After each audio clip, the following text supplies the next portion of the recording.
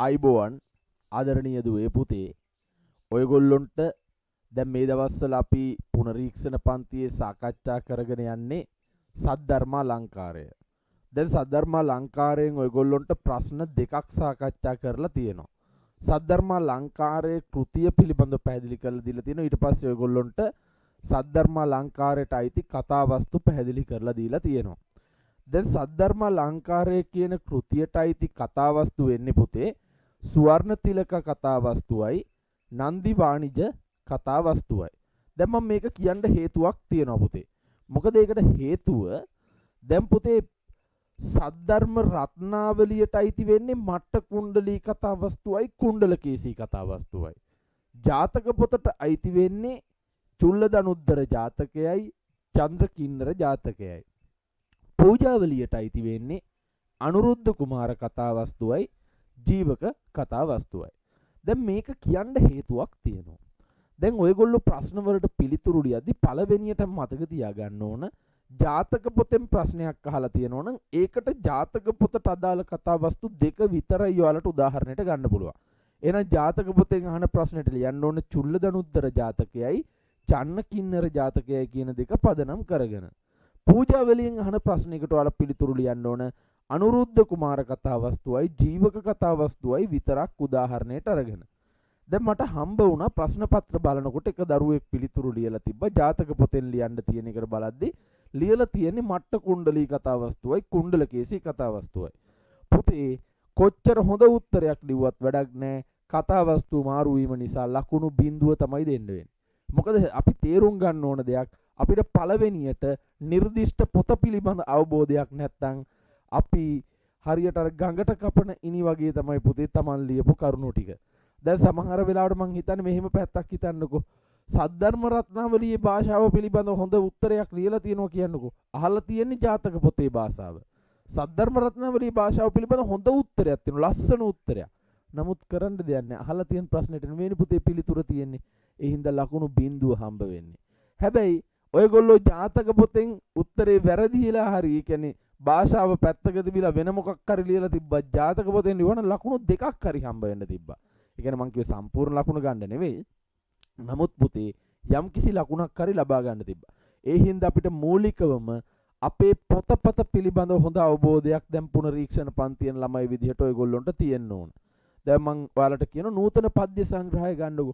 නූතන පද්‍ය සංග්‍රහය ගත්තාම ඔයගොල්ලොන්ට අදාළ යුගය සම්බන්ධයෙන් මොකක් හරි ਵਿਚාරයක් නූතන පද්‍ය විචාර ප්‍රශ්නය ආවා කියලා. ඔයගොල්ලෝ ඒ යුගයෙන් පරිබාහිරව උත්තර ලිව්වොත් ඒකට ඔයාලට ලකුණු ලැබෙන්නේ නැහැ. එහෙනම් අපිට මේ පිළිබඳ හොඳ අවබෝධයක් තියෙනවා. දැන් පුතේ ඔයගොල්ලෝ රසස්වාද ලියනකොට රසස්වාදවල කවියා නියෝජනය කරන යුගය ඒ වගේ දේවල් හොඳට පාඩම් කරලා ඉන්න. මොකද දැන් අපිට තියෙන ඊටාම පොඩි කාලයක්. ඒ හින්දා අපි මේ කාල සීමා උපරිමයෙන් ප්‍රයෝජනෙට අරගෙන වැඩ කරන්න පටන් ගන්න ඕන. මොකද අපි අන්තිම මාස 3ට ඇවිල්ලා ඉන්නේ. එහෙනම් පුතේ ඔයගොල්ලොන්ට තියෙන ලොකු වගකීමක් වැඩ කරනවා කියන වගකීම. හරි. දැනට එහෙනම් සද්ධර්මාලංකාරයෙන් ප්‍රශ්න දෙකක් සාකච්ඡා කරා. මොනවාද පුතේ සාකච්ඡා කරපු ප්‍රශ්න දෙක? ඔයගොල්ලොන්ට හොඳට මතක තියෙන්න ඕන. කතා කරේ පුතේ අපි කුසල අකුසල කර්මඵල විපාක පිළිබඳව පළවෙනි ප්‍රශ්නේ සාකච්ඡා කරා. දෙවෙනි ප්‍රශ්නේ විදිහට අපි සාකච්ඡා කරේ පුතේ තත්කාලීන සමාජ දේශපාලන ආර්ථික තොරතුරු සද්ධර්මාලංකාරයෙන් හෙළි වෙනවා කියලා. මොකක්ද පුතේ මෙතනදී කියවෙන්නේ? ඉතිහාසය. ඒ කියන්නේ මේ සද්ධර්මාලංකාරයේ ලංකාවේ සමාජය පිළිබඳව තොරතුරු තියෙන පොතක්නේ. එතකොට අපි කිව්වා මේකෙන් එනවා ඉතිහාස තොරතුරු. ඒ කියන්නේ දේශපාලන ඉතිහාසයේ, සමාජවල ඉතිහාසයේ, ආර්ථිකය පිළිබඳව අතීතයේ ආර්ථිකය කොහොමද පැවතුනේ? මෙන්න මේ වගේ කරුණු රැසක් අපිට හෙළිදරව් වෙනවා. ඒ කාරණා පිළිබඳව මේ වෙනකොට ඔයගොල්ලොන්ට සාකච්ඡා කරලා අවසන්. දැන් අද අපි සාකච්ඡා කරන්නේ පුතේ ධර්ම කරුණු කොහොමද සද්ධර්මාලංකාරයේ තියෙන්නේ කියලා. හරි. ඔයගොල්ලෝ පළවෙනියට පුතේ තුන්වෙනි ප්‍රශ්නේ ලියාගන්න. තුන්වෙනි ප්‍රශ්නේ ලියාගන්න පුතේ. මෙන්න මෙහෙම ලියාගන්න. බණ කතා රසාස්වාදය ඇසුරෙන් බණ කතා රසාස්වාදය ඇසුරෙන් පොදු ජනයාට ධර්මාවබෝධයක් ලබා දීම පොදු ජනයාට ධර්මාවබෝධයක් ලබා දීම සද්ධර්මාලංකාර කතුවරයාගේ අපේක්ෂාව විය. සද්ධර්මාලංකාර කතුවරයාගේ අපේක්ෂාව විය. බණ කතා රසස්වාදයේ ඇසුරෙන් පොදු ජනයාට ධර්මාවබෝධයක් ලබා දීම සද්ධර්මාලංකාර කතුවරයාගේ අපේක්ෂාව විය. નિયમિત කතා ඇසුරු කොට මේ කියමන විමසන්න. નિયમિત කතා ඇසුරු කොට මේ කියමන විමසන්න.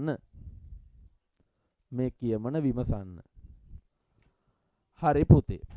දැන් අද එතකොට අපිට තියෙන්නේ මොකක්ද? රසවත් බණ කතා ඇසුරෙන්. එහෙනම් අපිට තේරෙනවා දැන් මේ බණ කතා ඇසුරෙන් මොකක්ද මේ පොදු ජනතාවට ධර්ම අවබෝධයක් ලබා දීම. එහෙනම් රසවත් කතන්දර යොදාගෙන ඒ කතන්දර ඇසුරෙන් පොදු ජනතාවට පුතේ ධර්ම අවබෝධයක් ලබා දීම තමයි කතුවරයාගේ අරමුණ වෙලා තියෙන්නේ. එහෙනම් අපිට මේ පොත පිළිබඳව මුල් ටික ඔයගොල්ලෝ දන්නවනේ. මේ පොත ලිව්වේ දෙවන ධර්ම කීර්ති හාමුදුරුවෝ ගම්පොළ යුගයේ කියන පළවෙනි විස්තරය අපි මේකේ ਵਿਚාරය ලියනකොට මුලට කොහොමටත් යොදා ගන්නවා. ඒක පිළිබඳව අපිට කිසිම මේකක් නැහැ. ඊට පස්සේ පුතේ අපි මේකේ ධර්ම කරුණු කොහොමද මේ රසවත් කතා ඇසුරෙන් කොහොමද ධර්ම කරුණු කියලා තියෙන්නේ කියන එක තමයි කතා වස්තු දෙක වෙන වෙනම අධ්‍යයනය කරලා බලන්න ඕන. ඔයගොල්ලන්ට මතක ඇති පුතේ අපි සද්ධර්ම රත්නාවලිය සාකච්ඡා කරනකොට සද්ධර්ම රත්නාවලියේ මුල ඔයගොල්ලන්ට පාඩයක් දුන්නා මම මේ වගේ උද්ෘතයක්. නුවණ මදවත් කුසල ඡන්දය ඇතිව ධර්මාභියෝගයට උපදේශ ලදින් බණ දැන කුසලයේ හැසිර නිවන් සාදා ගනිත් නම් එසේ වූ සත්පුරුෂයන්ට වැඩ සඳහා සද්ධර්ම රත්නාවලිය කරම්ම. එහෙනම් ඒකේ කිව්වේ පුතේ සද්ධර්ම රත්නාවලිය කිරීමේ අරමුණ මොකක්ද කියලා. එහෙනම් අපිට පැහැදිලි සද්ධර්ම රත්නාවලිය රචනා කරේ උගතුන් ඉලක්ක කරගෙන නෙවෙයි නූගත් ජනතාව ඉලක්ක කරගෙන කියලා. එතකොට අපිට ඒකේ තියෙන නූගත් ජනතාවට ධර්මාවබෝධය ලබා දීම තමයි සද්ධර්ම රත්නාවලිය කතුවරයාගේ අරමුණ උනේ. හැබැයි අපි දැන් ඉන්නේ සද්ධර්ම රත්නාවලියේ නෙවෙයි. අපි ඉන්නේ පුතේ සද්ධර්ම අලංකාරේ. එහෙනම් සද්ධර්ම අලංකාරයට මේ උද්ෘතය ගන්න පුළුවන්ද? බෑ, කොහෙත්ම ගන්න බෑ. මේක සද්ධර්ම රත්නාවලියට අදාළ උද්ෘතයක්. සද්ධර්ම අලංකාරයට ගන්න බෑ. එහෙනම් සද්ධර්ම රත්නාවලිය රචනා කරද්දී පුතේ කියලා තියෙනවා ඔයාලට දැන් නූගත් ජනතාව ඉලක්ක කරගත්තා වගේම මේ නූගත් අයට ධර්ම අවබෝධයක් ලබා දීම. එහෙනම් ධර්මෝපදේශ කියන ප්‍රශ්නයකට මේක ගන්න පුළුවන්. හැබැයි ඒක සද්ධර්ම රත්නාවලියේ ධර්මෝපදේශ වලට. දැන් සද්ධර්ම අලංකාරයටත් ඒ වගේ එකක් තියෙනවා. සද්ධර්ම අලංකාරයට පුතේ ආරම්භය කියන්නේ මේ පොත ලිවීමේ අරමුණ පිළිබඳව මොකක් හරි තියනවද? ඔව්, එහෙම පාඩයක් තියෙනවා. එතකොට අපි ඒ පාඩයත් පුතේ ඉගෙන ගන්න ඕනේ. ඒක ටිකක් දිගයි, මතක තියාගන්න ටිකක් අමාරු. හිමීට පුතේ මතක තියාගන්න. මම පොඩි කෑල්ලක්, ඒ කියන්නේ චූටි කෑල්ලක් කොට කරලා දෙන්න. නමුත් මේ ටික නම් පුතේ අනිවාර්යෙන් පාඩම් කරගන්න ඕන. බලන්න මේක. ලොවැඩ පිනිස බුදුන් විසින් වදාරන ලද්දා වූ සද්ධර්මය. මොකක්ද පුතේ කියලා තියෙන්නේ? ලොවැඩ පිනිස බුදුන් විසින් වදාරන ලද්දා වූ සද්ධර්මය. ඒ කියන්නේ ලෝකවාසී ජනතාවගේ වැඩ සඳහා බුදුරජාණන් වහන්සේ දේශනා කරන ලද සද්ධර්මය, උතුම් වූ ධර්මය කියන අදහස. මාගදිග භාෂාවෙහි නොහසල. මාගදිග භාෂාවෙහි නොහසල කියලා කියන්නේ පුතේ පාලි භාෂාව පිළිබඳව අවබෝධයක් නැති සිංහල දීපවාසීන්ට, ඒ කියන්නේ සිංහල රටේ මිනිස්සුන්ට නොදැනෙන හේයින්, ඒ කියන්නේ දැන් සද්ධර්මයේ රචනා වෙලා තියෙන්නේ පාලි භාෂාවෙන්. ඒ පාලි භාෂාවෙන් රචනා වෙලා තියෙන හින්දා සිංහල රටේ මිනිස්සුන්ට ඒවා තේරෙන්නේ නැලු. ඒ හින්දා හෙළුබසින් පෙරලා ලංකා දීපවාසී වූ සාදු ජනයන්ගේ සිත් පහදවමින් ලොවැඩ වඩා බොහෝ කාලයක් පවත්නා පරිද්දෙන් ධර්ම ව්‍යාඛ්‍යානයක් කළ මැනවයි. එනම් පුතේ අපිට මේකෙන් තේරෙනවා මේක රචනා කරලා තියෙන්නේ දැන් පාලියෙන් තමයි ධර්මයේ තියෙන්නේ. එහෙනම් පාලියෙන් තියෙන ධර්මය සිංහල දේශයේ මිනිස්සුන්ට තේරුම් ගන්න බැරි හින්දා ඒක සිංහල භාෂාවට පරිවර්තනය කරලා සද්ධර්ම රත්නාවලිය ලියවලු කියලා කියනවා. එහෙනම් අපිට පැහැදිලි සද්ධර්ම රත්නාවලිය ලියලා තියෙන්නේ පාලි වල තියෙන ධර්ම කතා තමයි අරගෙන තියෙන්නේ. එහෙනම් ඒකේ අපිට දැන් මේකට කොහොමද උදාහරණයක් කරගන්නේ? ලොවැඩ පිණිස බුදුන් විසින් වදාරන ලද්දා වූ සද්ධර්මය. එහෙනම් බුදුන් විසින් මේ වදාරන ලද සද්ධර්මය කියලා තියෙනවනේ.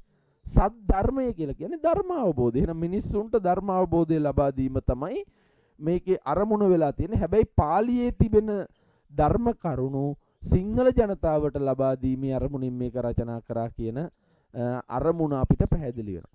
එතකොට ධර්ම අවබෝධය පොදු ජනයාට ලැබෙනවා කියන එක අපි මේකෙන් හඳුන ගන්න ඕන. හැබැයි පුතේ මෙතනින් එහාට ගියාට පස්සේ අපි කතා වස්තු වලින් පැහැදිලි කරනවා. අපිට නියමිත කතා වස්තු දෙක මොකද්ද? සුවර්ණ තිලක කතා වස්තුවයි නන්දි වාණිජ කතා වස්තුවයි. එහෙනම් මේ කතා වස්තු දෙක ඇතුලේ කොහොමද ධර්මෝපදේශ තියෙන්නේ කියන කාරණාව අපි දැන් බලමු. ඒ කියන්නේ ධර්ම කරුණු කොහොමද තියෙන්නේ කියන එක. මම ඔයගොල්ලන්ට මෙහෙම දෙයක් කියනවා. පළවෙනියට ඔයාලට පැහැදිලි කරද්දි මම මෙහෙම කියනවා. බුදුරජාණන් වහන්සේ දේශනා කරලා තියෙන විදිහට පුතේ මේ අග්‍රම ඵලයේ විදිහට බුදුදහමේ අග්‍රඵලයේ විදිහට හඳුන්වලා දීලා තියෙන්නේ නිර්වාණය කියන සංකල්පය. මොකද බුදුදහම හඳුන්වලා දීලා තියෙනවා මෙහෙම එකක් කියලා තියෙනවා.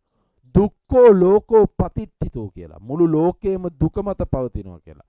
එහෙනම් දුක නැති කිරීමේ මාර්ගය තමයි දුක නැති කිරීමේ ක්‍රමය තමයි නිර්වාණ අවබෝධය කියලා කියන්නේ. බුදුදහමට අනුව නිවන් දැකීම තමයි අවසන් ප්‍රතිඵලය අවසාන සැපේ විදිහට හඳුන්වලා තියෙන්නේ. දැන් පුතේ නැවත නැවත ඉපදෙනවා කියන්නේ සසර තුල සැරිසරනවා. නැවත නැවත ඉපදෙනවා කියන්නේ සසර තුල සැරිසරනවා කියන්නේ පුතේ මිනිස්සුන්ට දුක ඇති වෙනවා. සතුන්ට දුක ඇති වෙනවා කියන කාරණාව. එහෙනම් බුදුරජාණන් වහන්සේ කියනවා නැවත නැවත ඉපදීම නැතිකරන්න, සසර නැතිකරන්න. එහෙනම් සසර නැති කරලා නිර්වාණ අවබෝධය ලැබුවාම තමයි මිනිස්සුන්ට දුක නැති කරගන්න පුළුවන් වෙන්නේ කියලා. ඇයි මම මේ කාරණාව ඔයාලට කිව්වේ? ඔයගොල්ලන්ට මතකයි අබේගිරි දාගැබට මල් පූජා කරන එක අම්මෙක් සහ දුවෙක් ගිහිල්ලා. එතකොට මෙතනට ගියාට පස්සේ අම්මා පුතේ කියන මල් ආසනේ හොදලා මල් පූජා කරමු කියලා අම්මා පැන් කලයක් අරගෙන ඉන්න ගියපු අතරේ දුව කරේ මොකක්ද? මල් ආසනේ හොදන්නෙත් නැතුව බුදුහාමුදුරුවන්ට මල් පූජා කරා. මල් පූජා කරලා ඒ ප්‍රාර්ථනයක් කරනවා. ඇයි මොකද්ද ප්‍රාර්ථනා කරේ පුතේ? යහපත් රූපයක් ඇති වෙන්න, ඊළඟ ආත්මේ යහපත් රූපයක් ඇති වෙන්න. ඊළඟ ආත්මේ ඇඟෙන් රැස් වහලා විහිදෙන්න. ඊළඟ ආත්මේ පුරුෂයව වසී කරගන්න ලැබෙන්න. දැන් මම මෙතන කතාව වැඩි විස්තර කරන්නේ. මෙතන තියෙන්නේ මෙයා කරපු වැඩේ හොඳයි. බුදුරජාණන් වහන්සේට මල් පූජා කරා කියන ක්‍රියාව සම්බන්ධයෙන් අපිට කිසිම ගැටලුවක් නැහැ. නමුත් පුතේ අපිට මෙතන ගැටලුවක් තියෙනවා. මොකද්ද මෙතන තියෙන ගැටලුව? මෙයා ප්‍රාර්ථනා කරේ ඊළඟ ආත්මයක් ගැන. ඊළඟ ආත්මයක් කියන්නේ පුතේ සසර දිගුවන දෙයක්. නැවත ඉපදීමක් ඇය බලාපොරොත්තු වෙනවා. මොකද ලස්සනට ඉපදෙන්න නම් ඊළඟ ආත්මේ ලස්සන වෙන්න නම් ඇය නැවත ඉපදෙන්න ඕන. එහෙනම් පුතේ සසර කෙටි කරගන්න ප්‍රාර්ථනයක් නෙවෙයි මේ දියණිය කරගත්තේ. මෙයා කරගත්තේ පුතේ තව තවත් සසර දිගුවන එක. දැන් මේ ස්වර්ණ තිලකා කලින් ආත්මෙනි පුතේ මේ ප්‍රාර්ථනා කරේ. එතකොට ඊට පස්සේ ආත්මේ මෙයා ස්වර්ණ තිලකා වෙලා ඉපදෙනවා. දැන් එයා ස්වර්ණ තිලකා වෙලා ඉපදුනාට පස්සේ ඇයට සතුටද හම්බ වෙන්නේ? දුක ලැබෙන්නේ නැද්ද? අපි බලමු ඇගේ ජීවිතේ කොයිතරම් මේ ප්‍රාර්ථනීය නිසා වේදනාවටපත් වුණාද කියලා. මං කියනවා පළවෙනියට මෙයා පුතේ ලස්සනට ඉපදුනාට කලින් කරපු වැරද්දක් නිසා අම්මට බැනපු හින්දා මෙයා ගිහිල්ලා උපදින්නේ චණ්ඩාල කුලේ. එහෙනම් උත්තර මදුරාපුර පුතේ චණ්ඩාල කුලේ තමයි ගිහිල්ලා මේ කාන්තාව මේ උප්පත්තිය ලබන්නේ. එහෙනම් දැන් ඔයගොල්ලොන්ට අවබෝධයක් ඇති වෙන්න ඕන පහත් කුලයක ඉපදීම සතුටට හේතුවක්ද?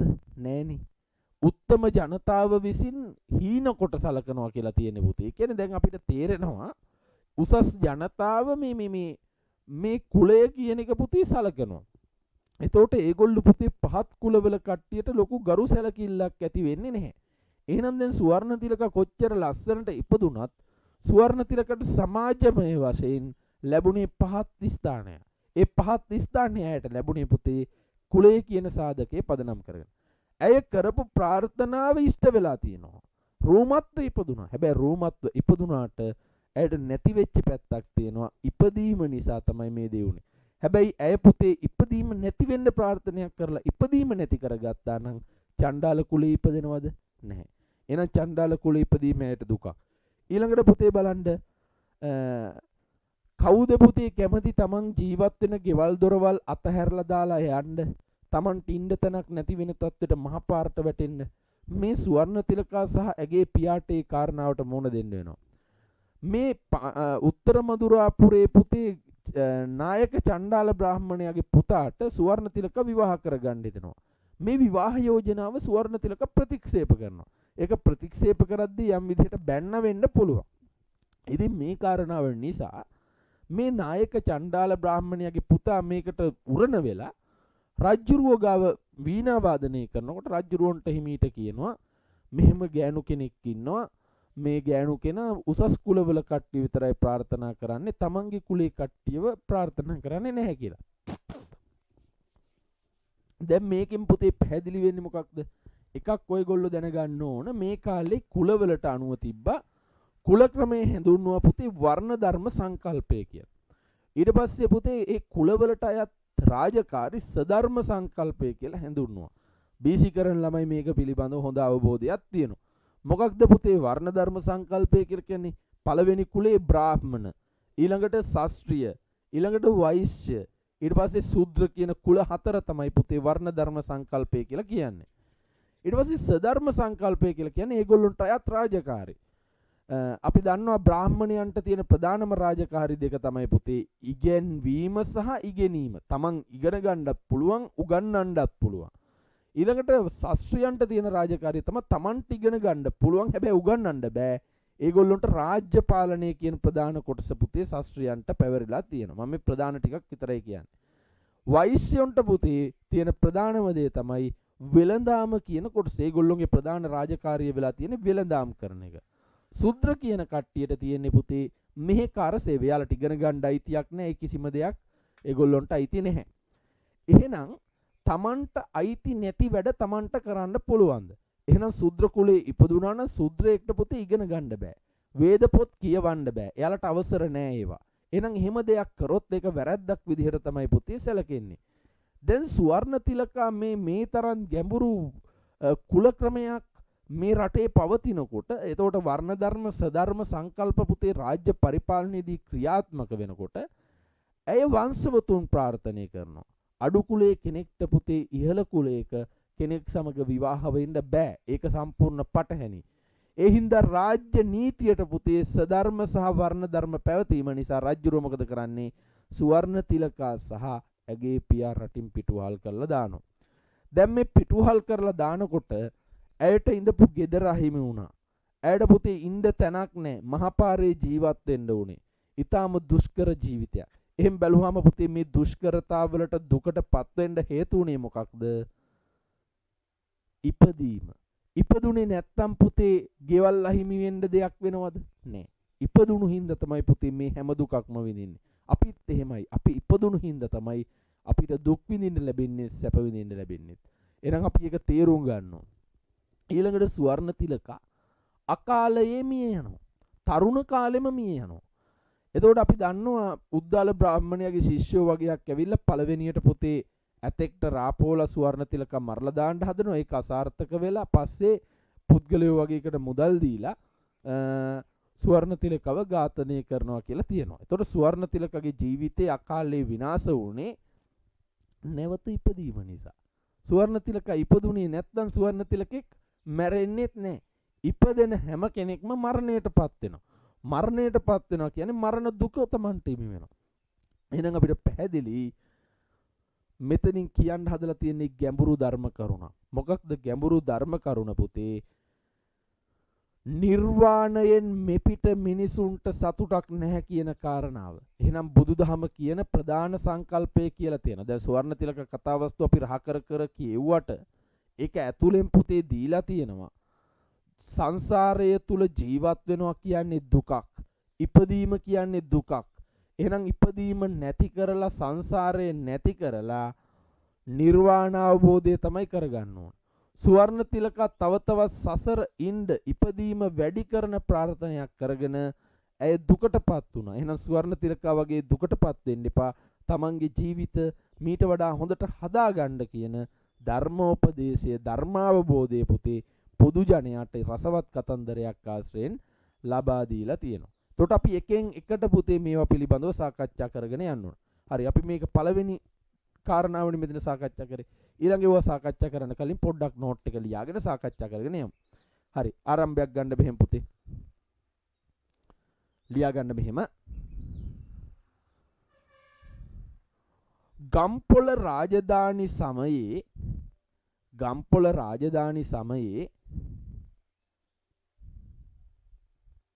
ගම්පොළ රාජධානි සමයේ බිහි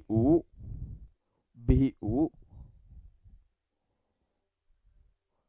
අති විශිෂ්ටතම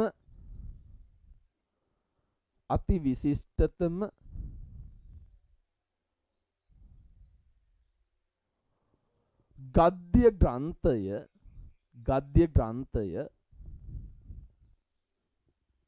ග්‍රන්ථය සද්ධර්මාලංකාරයයි.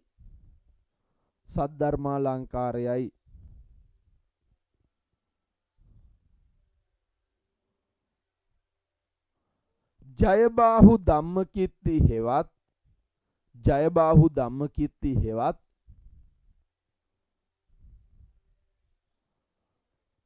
දෙවන ධම්මකීර්ති නම්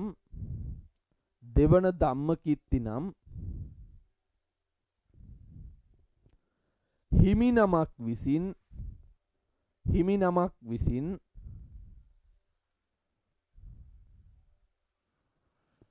මෙම බණ කතා පොත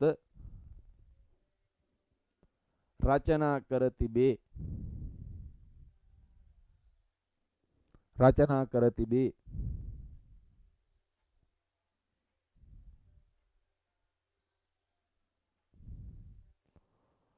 බුදුරදුන්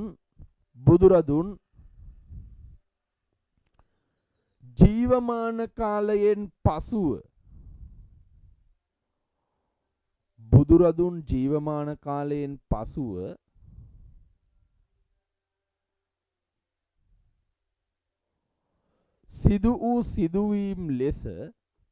සිදු වූ සිදුවීම් ලෙස සද්ධර්මාලංකාරයේ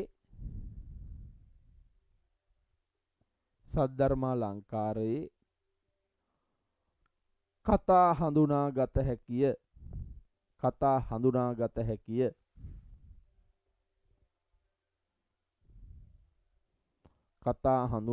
හැකිය. මේවා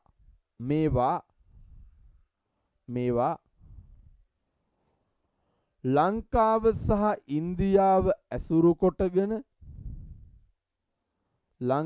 සහ ඉන්දියාව ඇසුරු කොටගෙන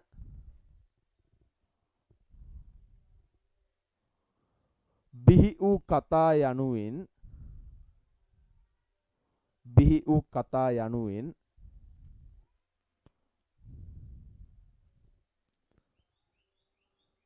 දෙආකාරයකි.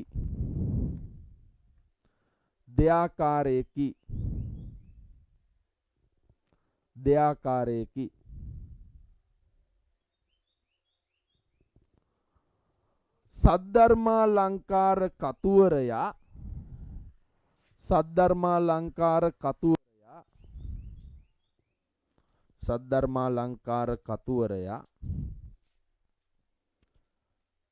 සඳහන් කරන්නේ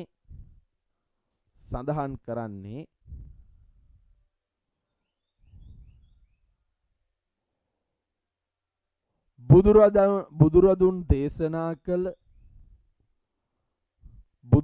දේශනා කළ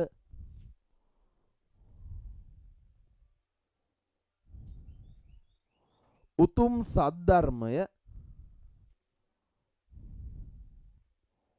සද්ධර්මය පාලි බස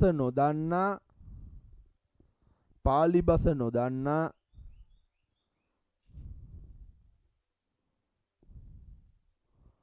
සිංහල ජනතාවට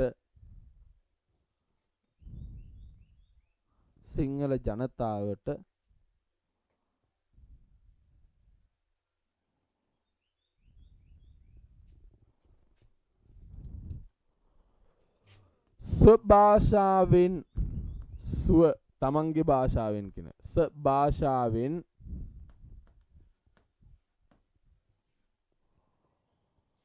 සද්ධර්මාලංකාරය රචනා කළ බවයි. සද්ධර්මාලංකාරය රචනා කළ බවයි. සද්ධර්මාලංකාරය රචනා කළ බවයි.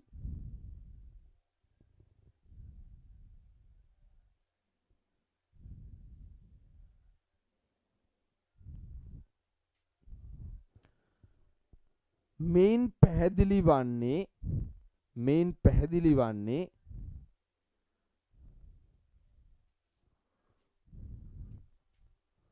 මේන් පැහැදිලි වන්නේ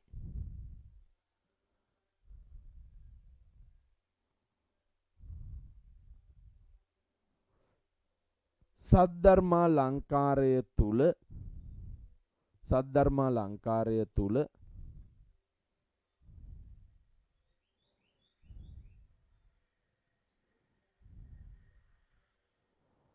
බුදුරදුන් දේශනා කළ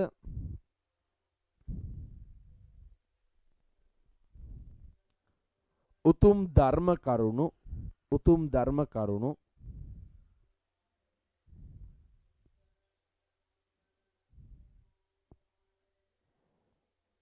රසවත් කතා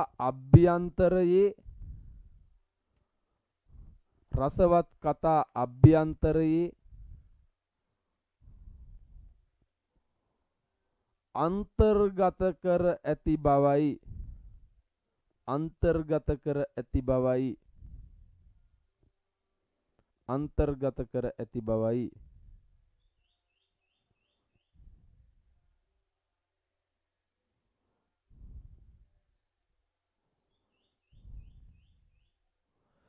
එසේනම්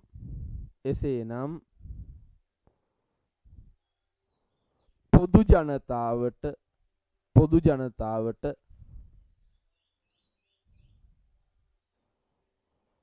බණ කතා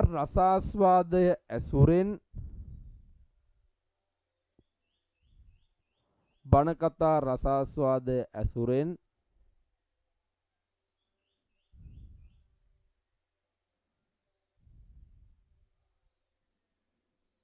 පොදු ජනයාට ධර්මාවබෝධය ලබා දීම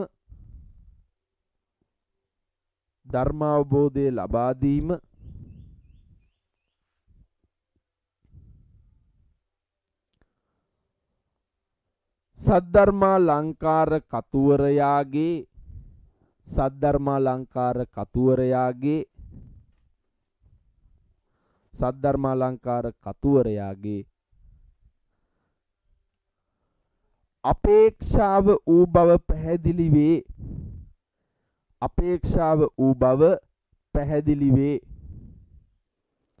අපේක්ෂාව වූ බව පැහැදිලි වේ. හරි පුතේ. දැන් එතකොට ඔයාලට ආරම්භයක් අරන් දුන්නා. එතකොට මේ ආරම්භය ඇතුලේ පළවෙනි උද්ෘත පාඨය මම ගත්තේ සද්ධර්මාලංකාර පොතෙන්. ඒ කියන්නේ ඔයාලගේ අච්චු පොතේ තියෙන කොටසෙන් නෙවෙයි. සම්පූර්ණ සද්ධර්මාලංකාරයේ ගද්දි සද්ධර්මාලංකාරයේ පොත ලියවෙන්න මුල් වෙච්ච හේතුව සඳහන් කරලා තියෙනවා. එතකොට ඒ හේතුවේ තියෙනවා බුදුරජාණන් වහන්සේ දේශනා කරපු උතුම් සද්ධර්මය තමයි මේක ඇතුලේ තියෙන්නේ කියලා. එහෙනම් අපිට අපේ ප්‍රශ්නයට උත්තරයක් විදිහට ගන්න පුළුවන් මේක. මොකද අපිට ඕනේ ධර්මාවබෝධය. ඉතින් සද්ධර්මයේ තියෙනවා නම් සද්ධර්මය කියන්නේ ධර්මාවබෝධයනේ. එහෙනම් අපිට ඒක පැහැදිලි වෙනවා. හැබැයි මේ උද්ෘතෙන් කියවෙන මූලික හරය තියෙන පුතේ පාලි එකක් සිංහල ඒ කියන්නේ පාලි නොදන්නා සිංහල ජනතාවට සිංහල භාෂාවෙන් සද්ධර්මාලංකාරය රචනා කරා කියන එක තමයි මූලික සාරය වෙන්නේ මේ උද්ෘත පාඨේ. හැබැයි ඒක ඇතුලේ තියෙනවා පාලි භාෂාව නොදන්නා සිංහල ජනතාවට ධර්මාවබෝධය ලබා දෙන්න තමයි මේ සද්ධර්මාලංකාරය ලිව්වේ කියන එක. එහෙනම් අපි මේ අදහස් දෙකම තේරුම් ගන්න ඕනේ. එකක් සද්ධර්මයේ තියෙනවා කියන එක, අනිත් එක පාලි එක සිංහලයට පරිවර්තනය කරා කියන එක. මේ අදහස් දෙකටම පුතේ අපිට මේ උද්ෘත පාඨය ගන්න පුළුවන්. ඉතින් අපි දැනගන්න ඕන පුතේ අපිට ඕන පැත්තට හරවලා උද්ෘත පාඨය අපිට ප්‍රයෝජනයක් ගන්න එක. මොකද අපි හැමතිස්සෙම සුවර්ණ තිලක කතාවස්තු වෙනුයි නන්දි වාණිජනුයි විතරක් උද්ෘතයක් දානවට වඩා අපි ඊට වඩා ටිකක් දන්නවා කියලා පෙන්වන්න පුතේ මේ වගේ එකක් ගන්න එක හොඳයි. එහෙනම් ලියා ගන්න පුතේ මේක ලොවැඩ පිනිස බුදුන් විසින් වදාරන ලොවැඩ පිනිස බුදුන් විසින් වදාරන ලොවැඩ පිනිස බුදුන් විසින් වදාරන ලද්දා වූ සද්ධර්මය ලොවැඩ පිනිස බුදුන් විසින් වදාරන ලද්දා වූ සද්ධර්මය මාගදිග භාෂාවෙහි නොහසල මාගදිග භාෂාවෙහි නොහසල මාගදිග භාෂාව කියලා කියන්නේ පාලි වලට මාගදිග භාෂාවෙහි නොහසල සිංහල ද්වීපවාසීන්ට පොඩක් ඉන්න ලියා ගන්න ඔයාලට බැරි වෙයි කියලා හිතලා මන් දෙනවා මෙහෙම සිංහල ද්වීපවාසීන්ට හරි සිංහල ද්වීපවාසීන්ට නොදැනෙන හේයින් හෙළුබසින් නොදැනෙන හේයින් හෙළුබසින් නොදැනෙන හේයින් හෙළුබසින්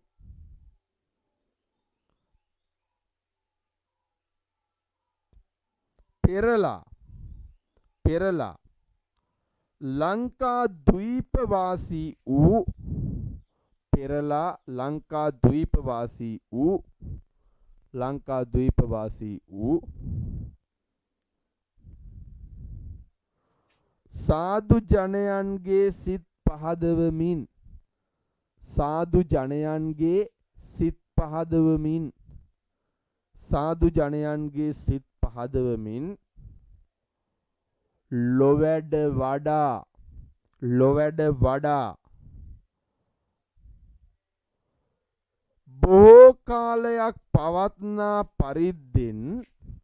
බොහෝ කාලයක් පවත්නා පරිද්දෙන්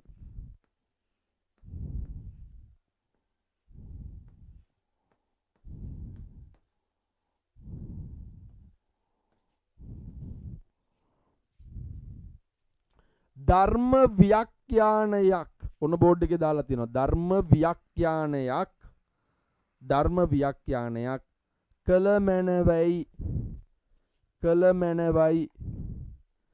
කළ මැනවයි හරි ලියා ගන්න බැරි වුණු කවුරු හරි ඉන්නවනම් ලියා ගන්න පුතේ ලොවැඩ පිනිස බුදුන් විසින් වදාරන ලද්දා වූ සද්ධර්මය මාගදිග භාෂාවෙහි නොහසල සිංහල ද්වීපවාසීන්ට නොදැනෙන හේයින් හෙළුබසින් පෙරලා ලංකා ද්වීපවාසී වූ සාදු ජනයන්ගේ සිත් පහදවමින් ලොවැඩ වඩා බොහෝ කාලයක් පවත්නා පරිද්දෙන් ධර්ම ව්‍යාඛ්‍යානයක් කළ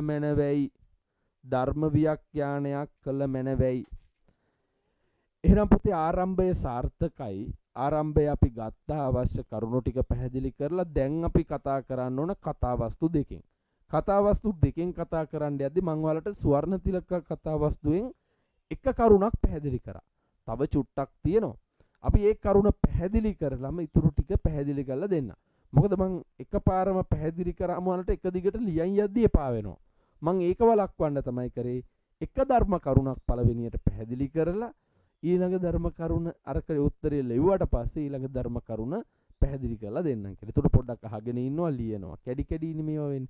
එක දිගට මේවා වෙනකොට පොඩ්ඩක් පන්තියෙන් යන්නත් හිතෙනවා වැඩි. එක දිගට බලන්න හිතෙන්නේ. මේ වෙනස හදන්න ඕන හින්දා තමයි මේ විදියට කරේ. හරි. ලියා ගන්න පුතේ මෙහෙම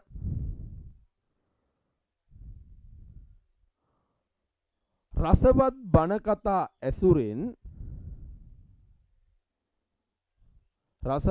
කතා ඇසුරෙන් සද්ධර්මා ලංකාර කතුවරයා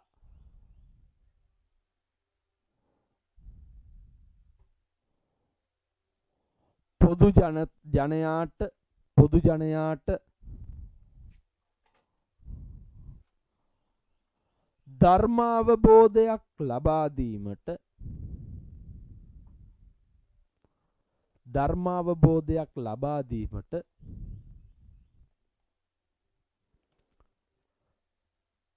කදිම නිදසුනක් ලෙස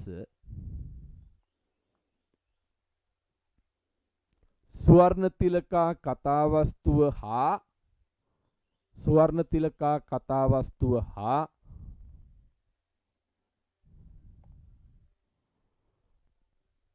නන්දි වාණිජ කතාවස්තුව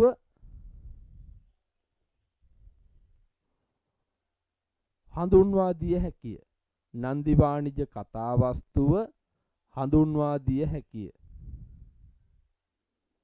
නන්දි වාණිජ කතාවස්තුව හඳුන්වා දිය හැකිය.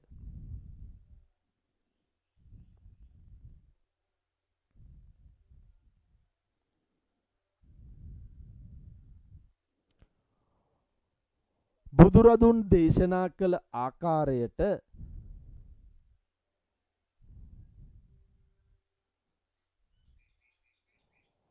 මුළු ලෝකයම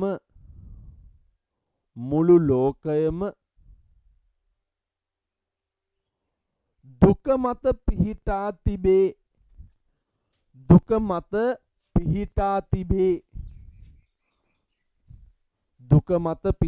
තිබේ.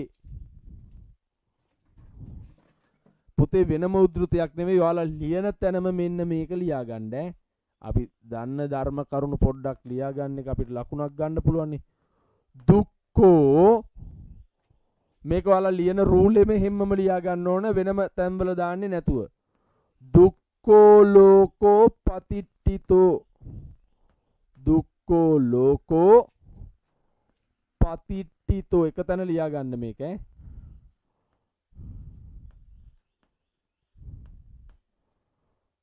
දුක්ඛෝ ලෝකෝ පතිට්ඨිතෝ. දුක්ඛෝ ලෝකෝ පතිට්ඨිතෝ.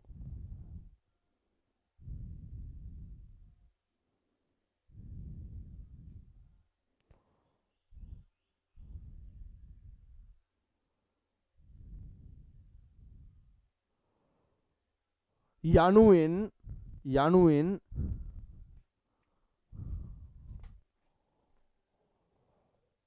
බුදුරදුන් දේශනා කර ඇති නිසා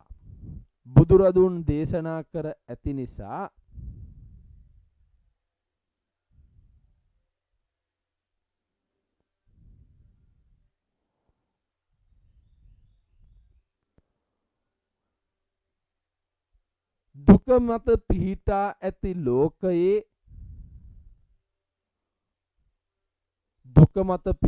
ඇති ලෝකයේ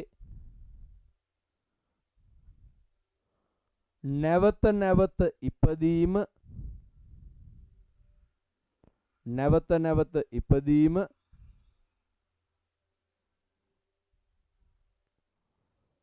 දුක වැඩි කරන්නක් බව පැහැදිලි වේ. බුදුදහමේ පරම සැපය නිර්වාණයයි. බුදුදහමේ පරම සැපය නිර්වාණයයි. නිර්වාණය තුල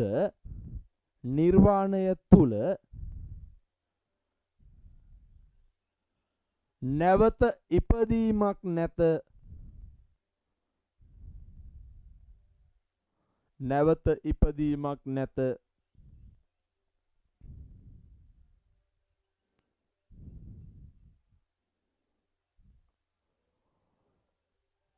බුදුරදුන් පැහැදිලි කරන ආකාරයට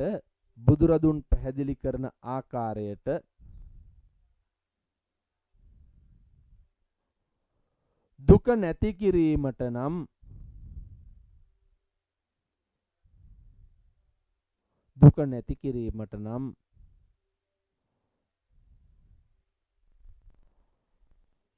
සසර ඉපදීම නැති කර සසර ඉපදීම නැති කර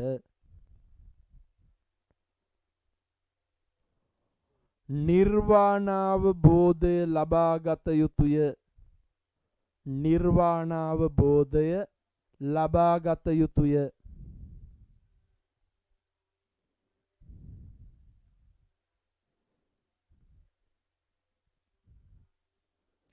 ස්වර්ණතිලකා කතාවස්තුවේ ස්වර්ණතිලකා කතාවස්තුවේ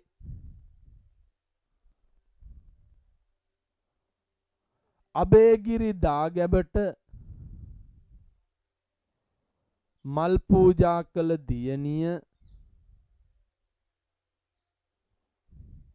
මල් පූජා කළ දියණිය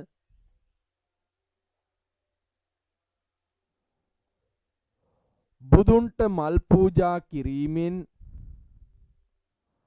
බුදුන්ට මල් පූජා කිරීමෙන්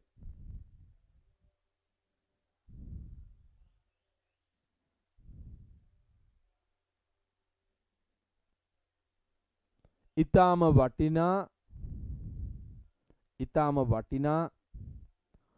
කුසල් රැස් කර ගැනීමක් සිදු කරයි. කුසල් රැස් කර ගැනීමක් සිදු කරයි.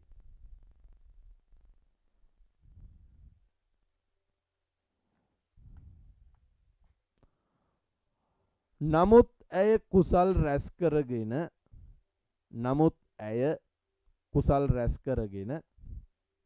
නමුත් ඇය කුසල් රැස් කරගෙන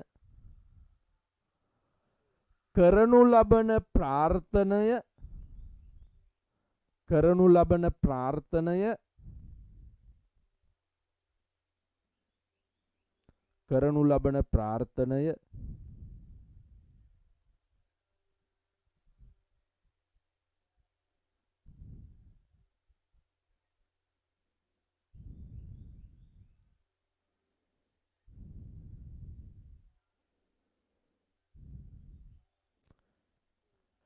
එතරම් ප්‍රඥාගෝචර ප්‍රාර්ථනයක් නොවේ. එතරම් ප්‍රඥාගෝචර ප්‍රාර්ථනයක් නොවේ. එතරම් ප්‍රඥාගෝචර ප්‍රාර්ථනයක් නොවේ.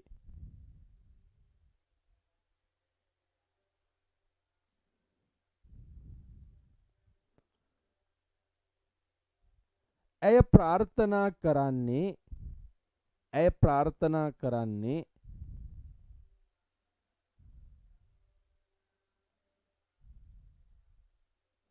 මීළඟ ආත්ම භවයේදී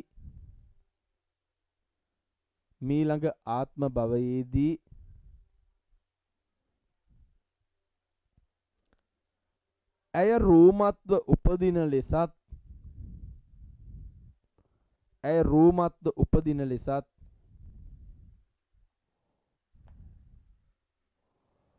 පුරුෂයන් වශී කර ගැනීමට ඇයට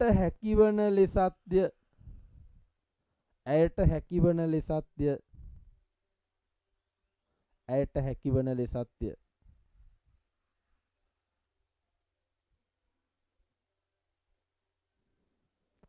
මෙම ප්‍රාර්ථනය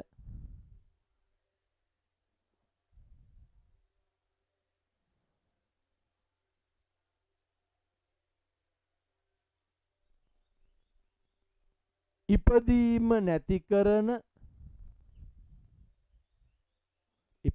නැති කරන නිර්වාණයට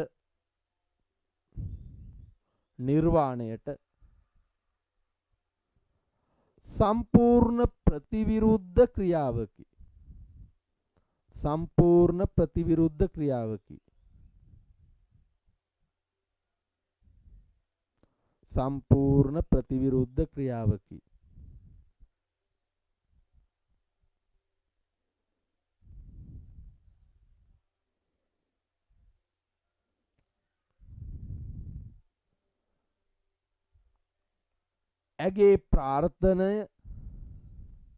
ඇගේ ප්‍රාර්ථනය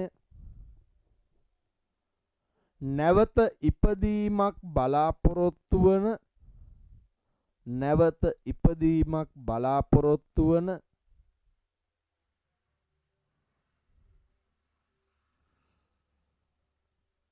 සසර දිගු කරන්නා වූ ප්‍රාර්ථනයකි. සසර දිගු කරන්නා වූ ප්‍රාර්ථනයකි.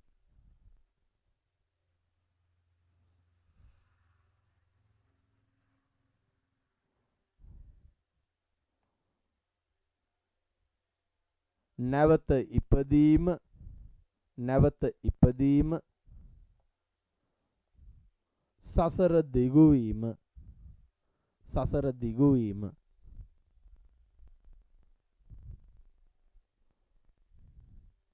දුක උපදවන්නකි. දුක උපදවන්නකි.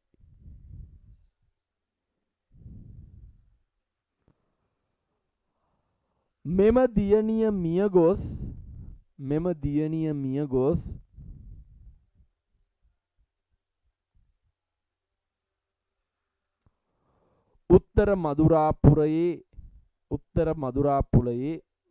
උත්තර මදුරාපුරයේ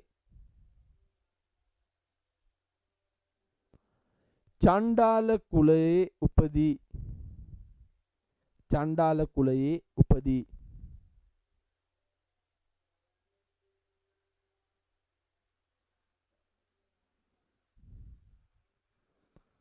ඇය කළ ප්‍රාර්ථනාවට අනුව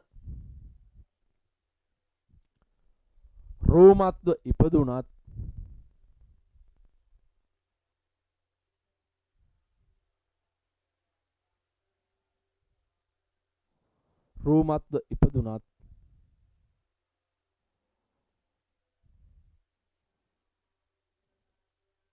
සමාජයේ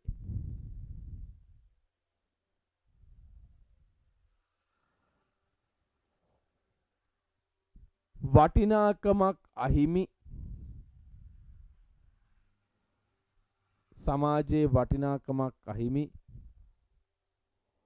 පහත්ම කුලයක ඉපදීම දුකට හේතුවකි.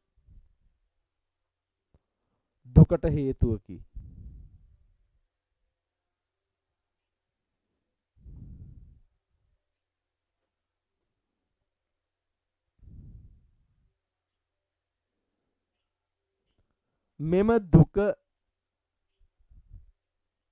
ස්වර්ණ තිලකාට ඇති වූයේ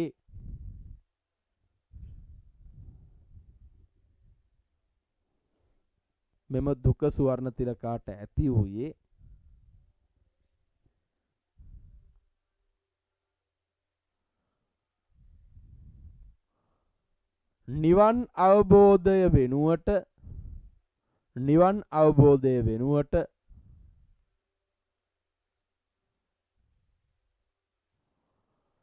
සසර දිගු කරන්නා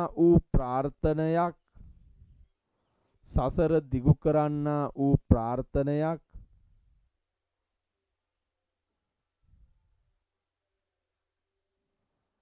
ඇය සිදු කළ නිසාය.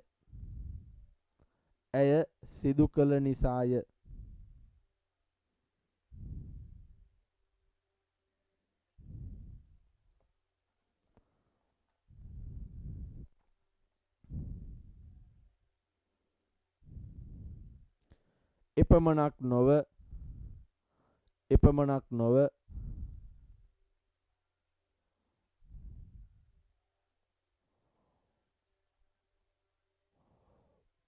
උසස් කුලවල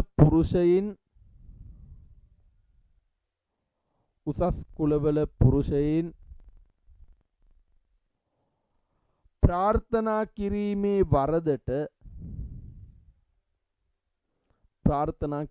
වරදට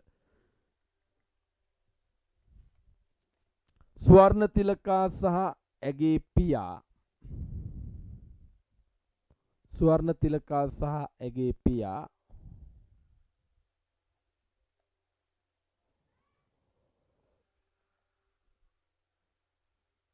උත්තර මදුරාපුර රජු විසින් උත්තර මදුරාපුර රජු විසින්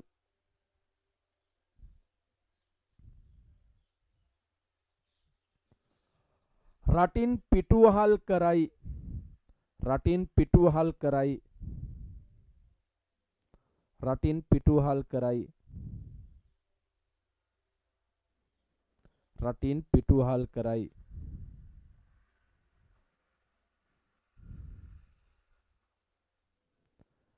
මේන් පැහැදිලි වන්නේ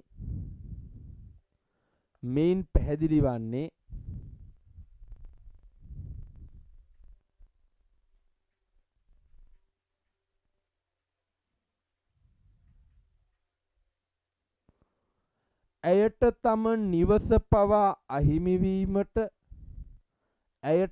නිවස පවා අහිමිවීමට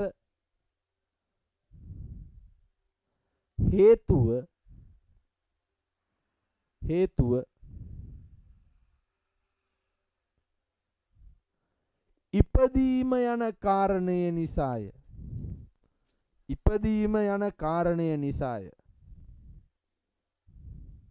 ඉපදීම යන කාරණය නිසාය.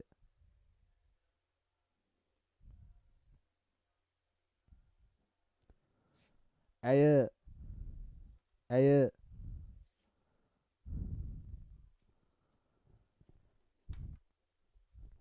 ඉපදීම නැති කළා නම්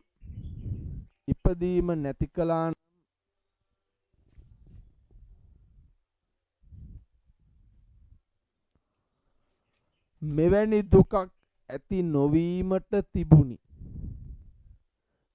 දුකක් ඇති නොවීමට තිබුණි.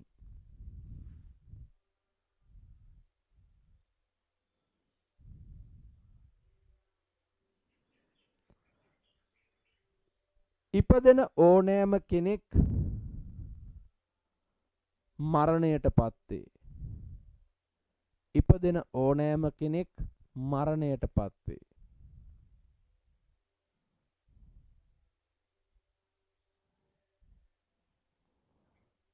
ස්වර්ණ තිලකාටද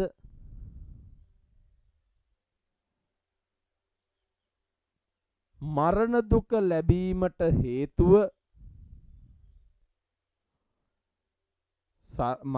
ලැබීමට හේතුව ඉපදීමයි.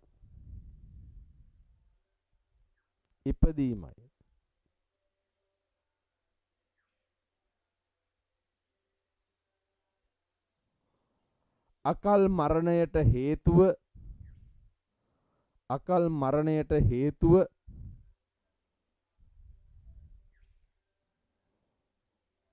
කාමයට දැඩි ලෙස ගිජු වීමයි.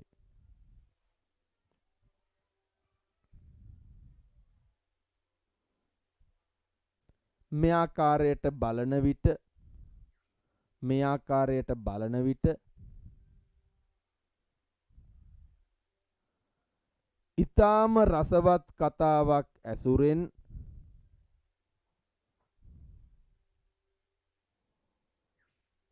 ගැඹුරු ධර්ම කරුණු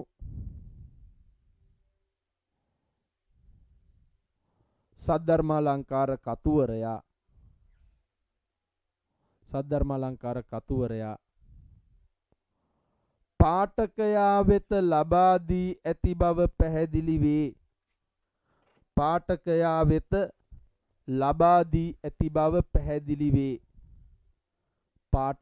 වෙත ලබා දී ඇති බව පැහැදිලි වේ.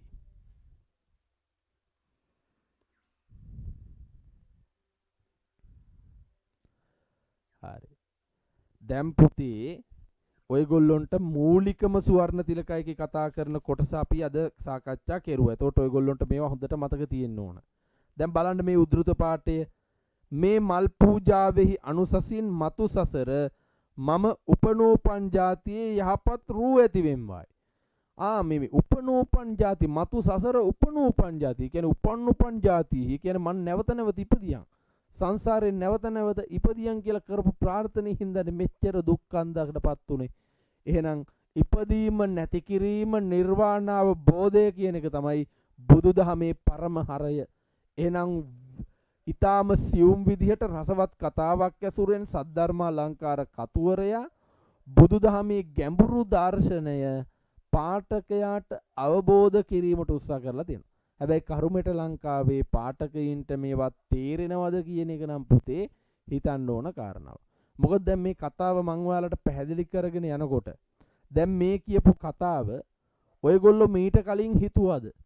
දැන් ඔයගොල්ලොම මේක සුවර්ණ තිලක කතාවස්තුව මීට කලින් කියවලා තියෙනවා. හැබැයි ඔයගොල්ලොන්ට ඉපදීම නිවන මෙන්න මේවා දැක්කද මේ සුවර්ණ තිලකගේ ප්‍රාර්ථනීය තුලින්? අපි ඒක දැක්කනම් හොඳයි. එහෙම දැක්කේ නැත්නම් පුතේ අපිට මේක අවබෝධ වෙලා නැහැ. එහෙනම් අපි තේරුම් ගන්න ඕන මේ දෙවන ධර්මකීර්ති හාමුදුරුවෝ හරි ලස්සනට මේ කරුණු පැහැදිලි කරන්න උත්සාහ කරලා තියෙනවා කියන එක. ලියා ගන්න පුතේ උද්ෘතයක්. මේ මල් පූජාවෙහි අනුසසින් මේ මල් පූජාවෙහි අනුසසින් මතු සසර මම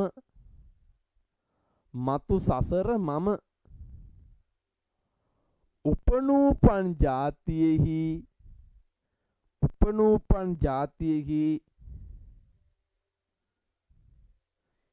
යහපත්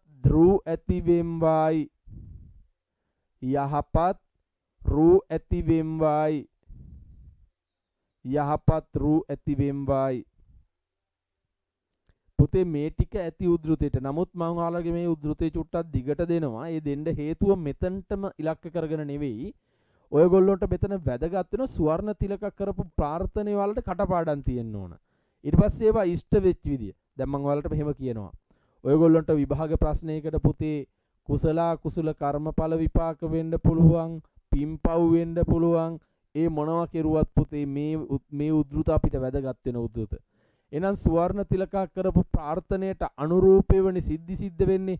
හේතුඵල ධර්මයේ තිබ්බා කියලා කියමුකෝ. එහෙනම් හේතුවක් ඇතුවනේ මේ ධර්මයේ සිද්ධ වෙලා තියෙන්නේ. එහෙනම් අපි ඒක තේරුම් ගන්න ඕන පුතේ. එහෙනම් අපි ඒකට අවශ්‍ය මූලික උද්ෘත අනිවාර්යයෙන්ම පාඩම් කරන්න ඕන. අද පළවෙනියට දුන්නු උද්ෘතේ පාඩම් කරන්න. දැන් මේ දෙන උද්ෘතේ මම ටිකක් වැඩියෙන් දෙනවා.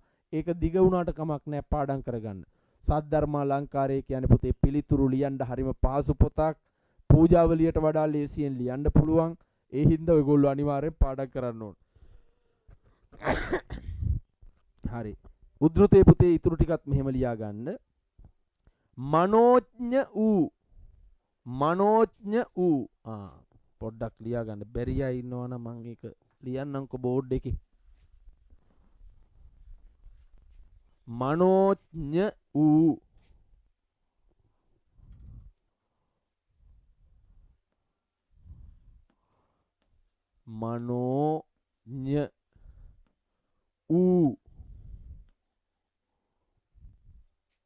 ඊළඟට තියෙනවා ආරෝහ පරිණාහයෙන්.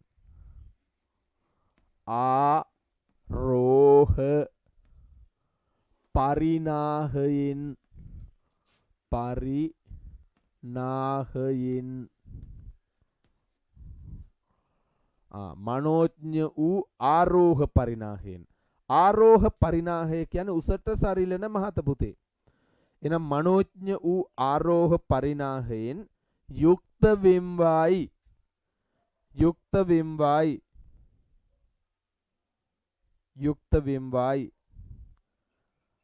සරත් කාලයෙහි ගුවන් මැද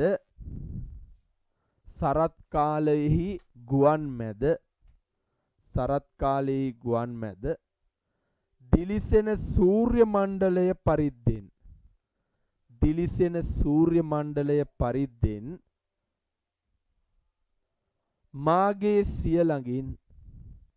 මාගේ සිය ළඟින් රශ්මි මාලාවෝ විහිදෙත්වායි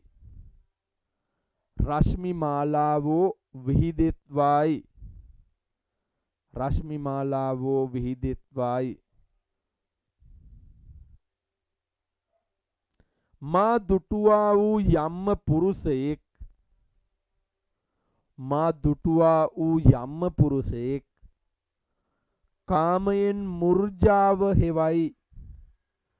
කාමයෙන් මුර්ජාව හෙවයි. උද්ෘතේ වහගන්න. කාමයෙන් මුර්ජාව හෙවයි. දැන් මට අවශ්‍ය වෙන්නේ පුතේ ඔයගොල්ලෝ ගෙදරදී මේ සද්ධර්මාලංකාරයේ පොත කියවන්න ඕන. පොත කියවලා මේකේ තියෙන හැම තැනක්ම තේරුම් ගන්න බලන්න ඕන. දැන් මේක විශේෂ තැනක්. සුවර්ණ තිලක කරපු ප්‍රාර්ථනාවේ බලන්න පුතේ මල් පූජාවෙහි අනුසසින් මතු සසර මම උපනූපන් ಜಾති උපන් හැම જાතියෙම යහපත් රූපය ඇති වෙන්නලු. මනෝඥ වූ ආරෝහ පරිණාහයෙන් යුක්ත වෙම්බයි. ඒ කියන්නේ උසට සරිලන මහතින් යුක්ත හරි ලස්සනට ඉපදෙන්නලු. සරත් කාලෙහි ගුවන් මැද දිලිසෙන සූර්ය මණ්ඩලයෙන් මාගේ සියලඟින් රශ්මි මාලාව විහිද. යකෝ මගේ ඇඟෙන් ඉර වගේ හරියට රැස් මාලාව විහිදෙන්නලු. එහෙනම් මේක මාර වැඩක් නෙමෙයි මේ ගෑණියක් ගෑන්ගේ රැස් විහිදෙන්න කියලා කියන. එතකොට කොයිතරම් ලස්සනට ඉපදෙන්න කියලාද කියන්නේ.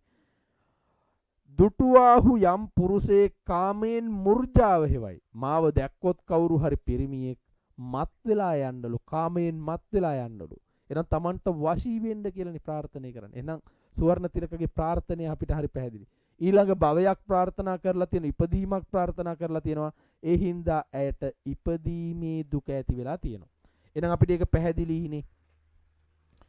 ඊගාවට පුතේ අපි කතා කරන ධර්ම කරුණ විදිහට ගන්නේ මේ ස්වර්ණ තිලකා කතා වස්තු මේ දියණිය අබේගිරි දාගෙබට මල් පූජා කරපු දියණිය පැන් ඒ කියන්නේ මල් පූජා කරන්න යනකොට පුතේ මේ මල්ලාසනයේ අපිරිසිදු වීම නිසා අම්මා යනවා පුතේ පැන් කලයක් අරගෙන ඇවිල්ලා මල්ලාසනයේ හොදලා මල් පූජා කරමු කියලා.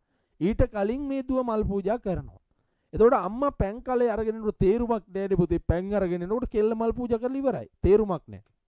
අම්මට තරහ ගින් අම්මා කෙල්ලට බයිනවා එම්බල චණ්ඩාල කෙල්ල කියලා.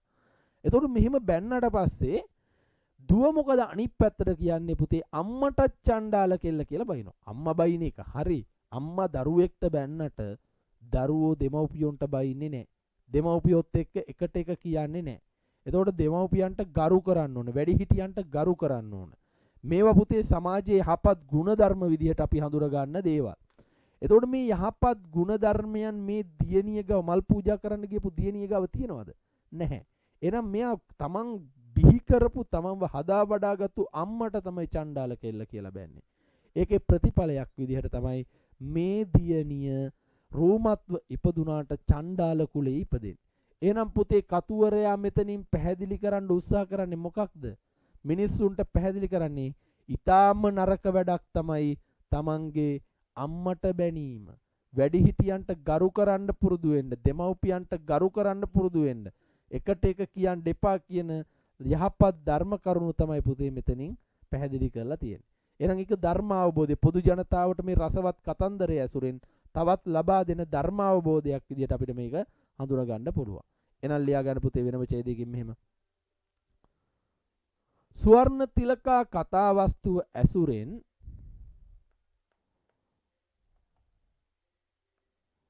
පාඨකයාට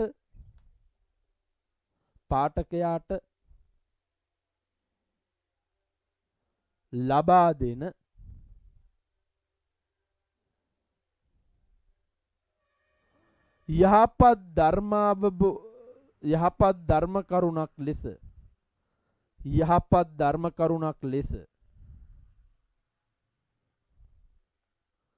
යහපත් ධර්ම කරුණක් ලෙස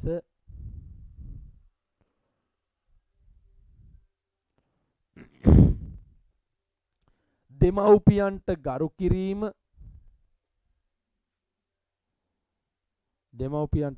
කිරීම දෙමාපියන් සමග එකට එක නොකීම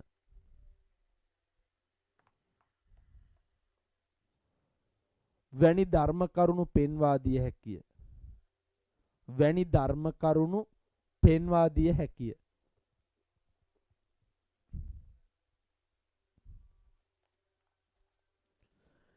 අබේගිරි දාගැබ අසල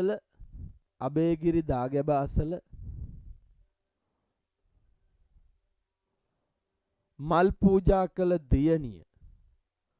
පූජා කළ දියණිය තම මවට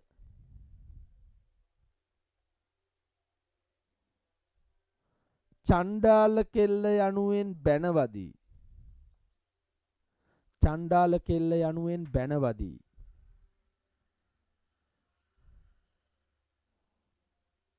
මව සමග එකට එක කියයි. මව සමග එකට එක කියයි. එහි ප්‍රතිඵලයක් ලෙස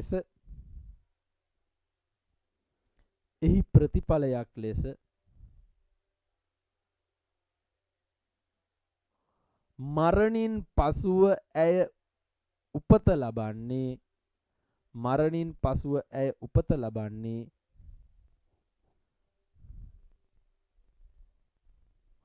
පහත්යයි සම්මත චණ්ඩාල කුලයේය.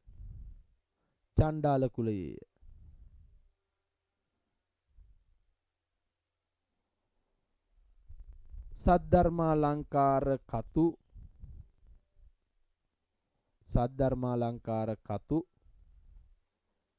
දෙවන ධර්ම කීර්ති හිමියන්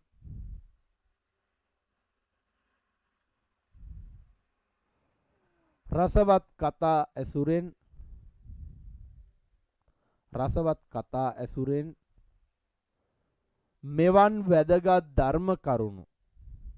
මෙවන් වැදගත් ධර්ම කරුණු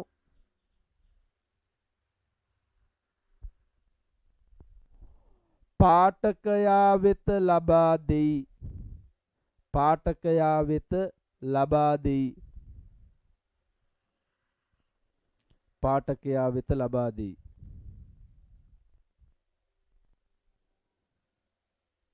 ලියාගන්න පුතේ උද්දෘත පාඨයක් ලියාගන්න. තමන්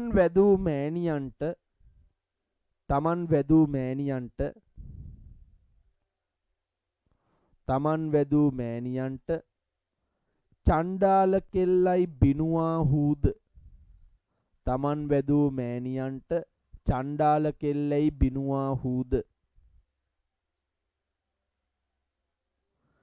ඒ අකුසල කර්මය නිසා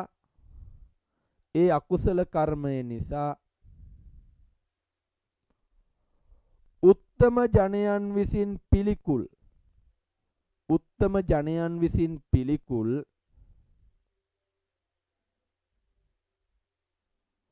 කටයුත්තා වූ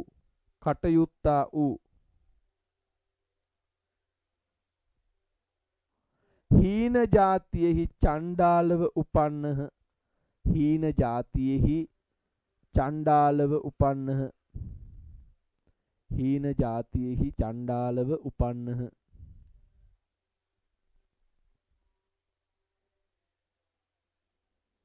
හරි. දැන් අපි ධර්ම කරුණු දෙකක් සාකච්ඡා කරගත්තා. එකක් පුතේ පරම සැපය නිවන කියන එක. නිවනෙන් පරිබාහිර දේවල් වලට අපි යොමු වෙනවා කියන්නේ ඒක තේරුමක් නැහැ කියන කාරණාව පැහැදිලි කරලා දුන්නා. ඊළඟට ඔයාලට පැහැදිලි කරේ මේ දරුවෝ දෙමව්පියෝ සමග එකට එක කියන්න හොඳ නැහැ. එතකොට දෙමව්පියන්ට බනින්න හොඳ නැහැ. ගරු කරන්න පුරුදු වෙන්න ඕනේ. මෙන්න මේ වගේ කරුණු සාකච්ඡා කරා. ඊළඟට මම කතා කරනවා පුතේ දැඩි ලෙස කාමයට ඇලීම දුකට හේතුවයි කියලා. උද්දාල බ්‍රාහ්මණයා පුතේ තමන්ගේ බිරිඳට, ඒ කියන්නේ කාමයට දැඩි ලෙස ගිජු වීම නිසා, ඇලීම නිසා බිරිඳව අතහැරලා කොහෙවත් යන්නේ නැහැ. රාජ්‍ය සේවයට යන එක නැවැත්තුවා, තමන්ගේ ශිෂ්‍යයන්ට උගන්වන එක නැවැත්තුවා, තමන්ගේ වගකීම් සම්පූර්ණයෙන් වගකීම් වලින් බැහැර වුණා. ඒකේ ප්‍රතිඵලයක් උනේ පුතේ මේ කාමයට දැඩි ලෙස ඇලීම නිසා ශිෂ්‍යෝ හිතුවා සුවර්ණ තිලකා නිසා තමයි අපිට උගන්වන්න දෙන්නේ නැත්තේ. එහෙනම් සුවර්ණ තිලකා මැරුවට පස්සේ මේ ප්‍රශ්නේ විසඳෙයි කියලා. ඉතින් ශිෂ්‍යෝ හැම හිතලා සුවර්ණ තිලකව ඝාතනය කරනවා. හැබැයි සුවර්ණ තිලකා කෙරෙහි කාමයට දැඩි ලෙස ඇලිලා හිටියේ උද්දාල බ්‍රාහ්මණයා. ඒ නිසා සුවර්ණ තිලකා නැතුව ජීවත් වෙන්න බෑ කියලා උද්දාල බ්‍රාහ්මණයා සියදි විනාශ ගන්නවා.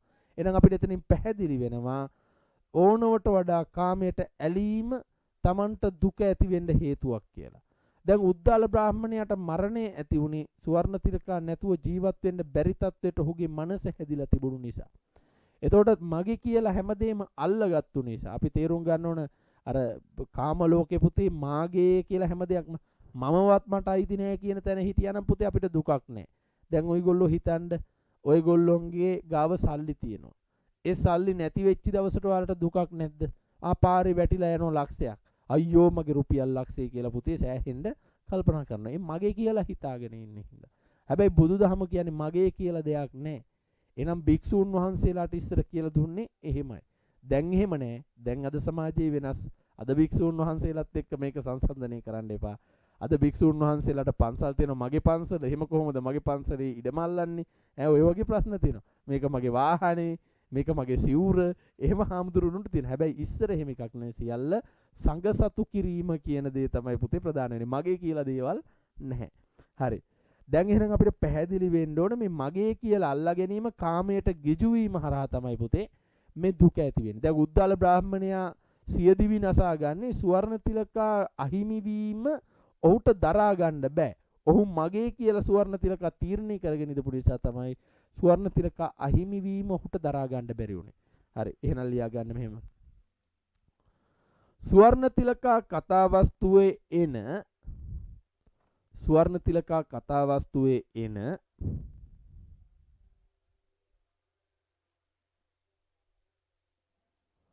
උද්දාල බ්‍රාහ්මණයා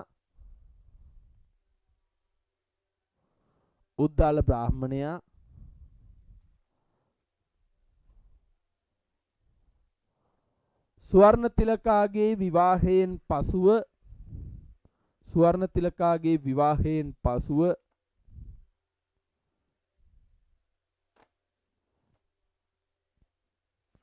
දැඩි ලෙස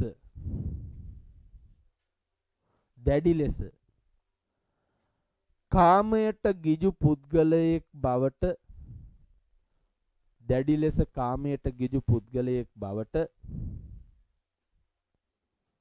පරිවර්තනය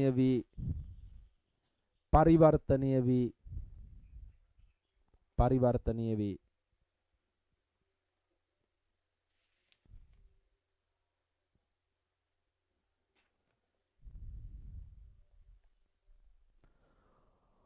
සුවර්ණ තිලකාගේ විවාහයෙන් පසුව නැත්නම් සුවර්ණ තිලකා සමග විවාහයෙන් පසුව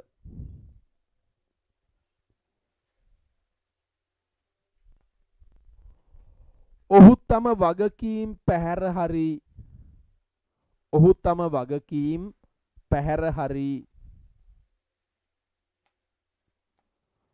තම වගකීම් පැහැර හරි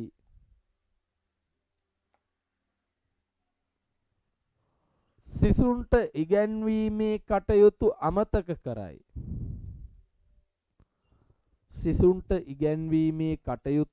අමතක කරයි.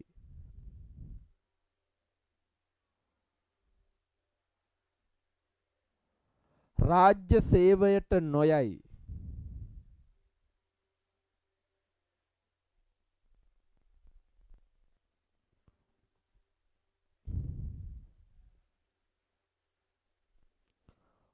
ඔහුගේ සම්පූර්ණ ජීවිතයම සුවර්ණ තිලකා බවට පත්වෙයි.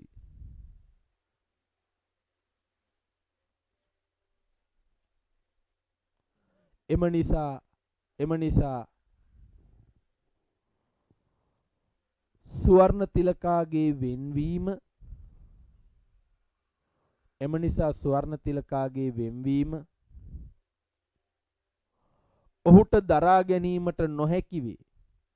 ඔහුට දරා ගැනීමට නොහැකි වේ.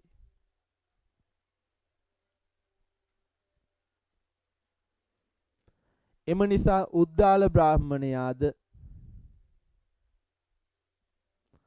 නිසා උද්දාල බ්‍රාහ්මණයාද දරසෑයකට පැන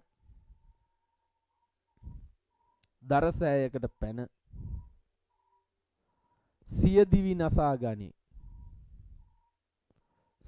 නසා ගනී.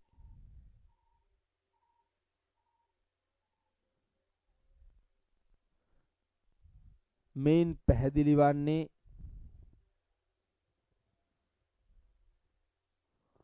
කාමයට දැඩි ලෙස ගිජු වීම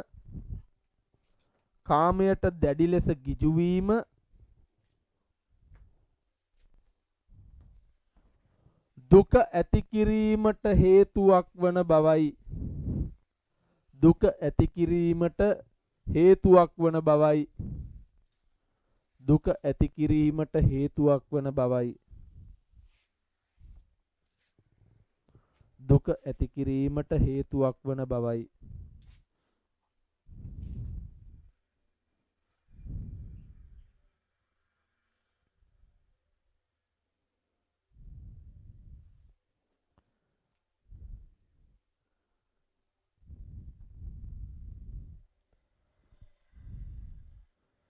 වෙනම ඡේදයකින් ලියා ගන්න පුතේ. තව එක කරුණක් තියෙනවා අපිට මේ සුවර්ණ තිලක කතා වස්තුවෙන් ලියන්න. කරුණු වැඩි තමයි දුන්නා ගණන් ගන්න එපා. අපි වැඩිපුර දෙනකොට තමයි ඔයාලට වැඩිපුර මතක තියාගන්න කරුණු තියෙන්නේ. නන්දි වාණිජයේ තව ලියන්න තියෙනවා. නමුත් මම මෙතනදී ඔයාලට මේ සුවර්ණ තිලක ටික දෙනවා. මේ ශිෂ්‍යෝ පුතේ ශිෂ්‍යොන්ගේ පැත්තෙන් බලන්න. ශිෂ්‍යොන්ට ඉගෙනීම අහිමි වීම නිසා ඒගොල්ලෝ ඉගෙනීම නැවත ලබා ගැනීමේ අරමුණින් සුවර්ණ තිලකව ඝාතනය කරන්නේ. හැබැයි මිනී මරනවා කියන එක ඝාතනය කරනවා කියන එක හොඳ වැඩක්ද නරක වැඩක්? එහෙනම් මේ නරක වැඩක් කරන්නේ තමන්ගේ බලාපොරොත්තුවක් ඇතුව. නැවත ඉගෙනීමට ලැබෙයි කියන බලාපොරොත්තු ඇතුව. ගුරුවරයා නැවත උගන්වන්න එයි කියන බලාපොරොත්තු ඇතුව. හැබැයි පුතේ සුවර්ණ තිලක ඝාතනය කිරීමේ ප්‍රතිඵලය වුණේ සදහටම ඔවුන්ගේ අධ්‍යාපනය කඩාකප්පල් වෙච්ච එක. ඔවුන්ගේ ගුරුවරයා සියදිවි නසාගත්තු එක. එහෙනම් අපිට පැහැදිලි වෙනවා මිනී මැරුවා කියලා ශිෂ්‍යයන්ට ශිෂ්‍යයන්ගේ බලාපොරොත්තු ඉටු වුණේ නැහැ. ඔවුන්ගේ බලාපොරොත්තු තව තවත් නැති වුණා. ගුරුවරයා ජීවත්ව හිටියා නම් කවදා හරි ඉගෙන ගන්න ලැබෙයි කියන විශ්වාසයක් තිබුණා. නමුත් පුතේ දැන් ඒ විශ්වාසය සම්පූර්ණයෙන් නැති වෙලා තියෙනවා. ගුරුවරයා නැහැ. එහෙනම් අධ්‍යාපනය කඩාකප්පල් වුණා. එහෙනම් මිනී මරලා ප්‍රාණඝාතය කරලා පුතේ ප්‍රශ්න විසඳන්න බෑ. ඒ වගේ හොදක් වෙන්නේ නැහැ. ඒ වගේ සිද්ධ වෙන්නේ තව තවත් ව්‍යවුලටපත් වීම මිසක් හොදක් සිදු නොවන බව. ප්‍රාණඝාතය කියන්නේ තාම නුසුදුසු දෙයක් බව අපි මේ කතාව ඇසුරෙන් තේරුම් ගන්න ඕන. මේ ශිෂ්‍යයන්ට ඒක දිට්ඨ ධම්ම ලැබුණා. උන්ගේ අධ්‍යාපනය නැති වෙලා ගිහිල්ලා ඒගොල්ලොන්ගේ බලාපොරොත්තු සුන්නත් දූවිලි වෙලා ගියාමින් පැහැදිලි වෙනවා. එනම් වෙනම ඡේදයකින් මෙහෙම ලියා ගන්න. ශිෂ්‍යයින් සුවර්ණ තිලකාව ඝාතනය කරනු ලැබුවේ ශිෂ්‍යයින් සුවර්ණ තිලකාව ඝාතනය කරනු ලැබුවේ තමන්ට අහිමි වූ අධ්‍යාපනය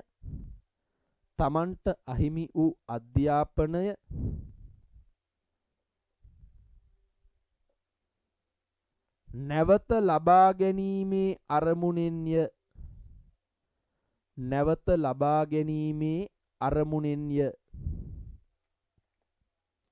නැවත ලබා ගැනීමේ අරමුණෙන්ය.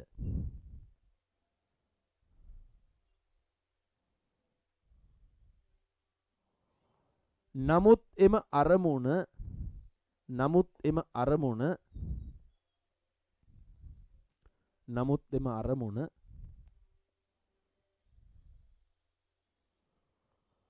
සුවර්ණ තිලකා ඝාතනය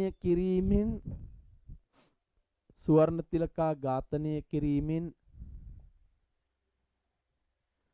ඉටුවන්නේ නැත.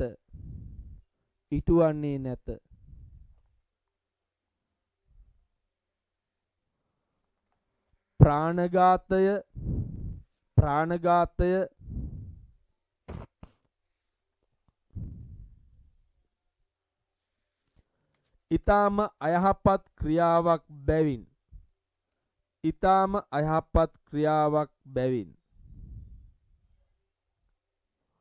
ඊටාම අයහපත් ක්‍රියාවක් බැවින්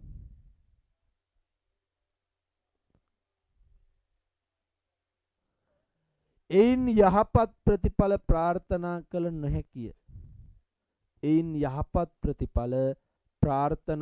නොහැකිය.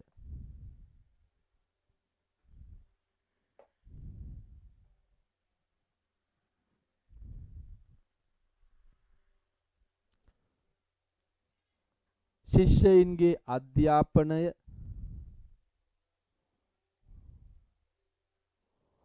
උද්දාල බ්‍රාහ්මණයා සියදිවි නසා ගැනීම නිසා සම්පූර්ණයෙන්ම කඩාකප්පල් වේ. සම්පූර්ණයෙන්ම කඩා කප්පල් වේ.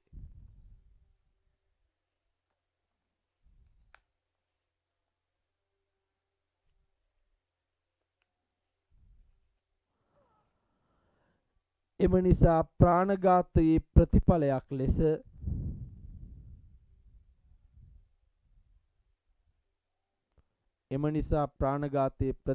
ලෙස ශිෂ්‍යයන්ට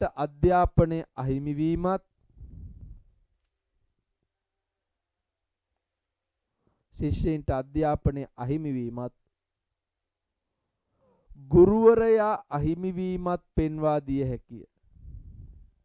ගුරුවරයා අහිමිවීමත් පෙන්වා දිය හැකිය.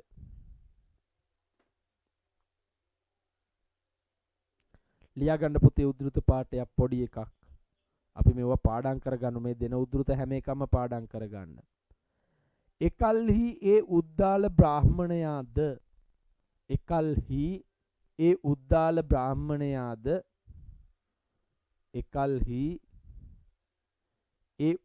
බ්‍රාහ්මණයාද මෙබඳු ස්ත්‍රී රත්නයකින්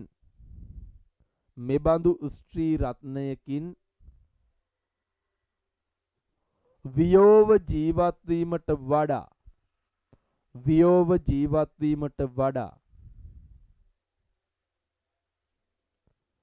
මියයාම යහපතැයි මහත් වූ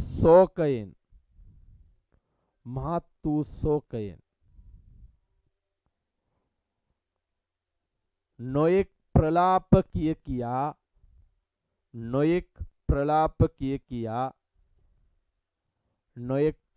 කිය කියා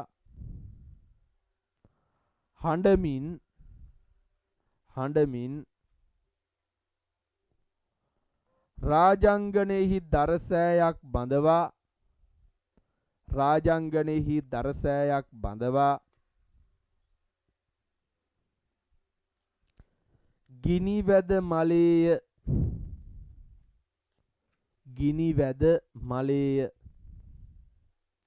ගිනිවැද මලේය.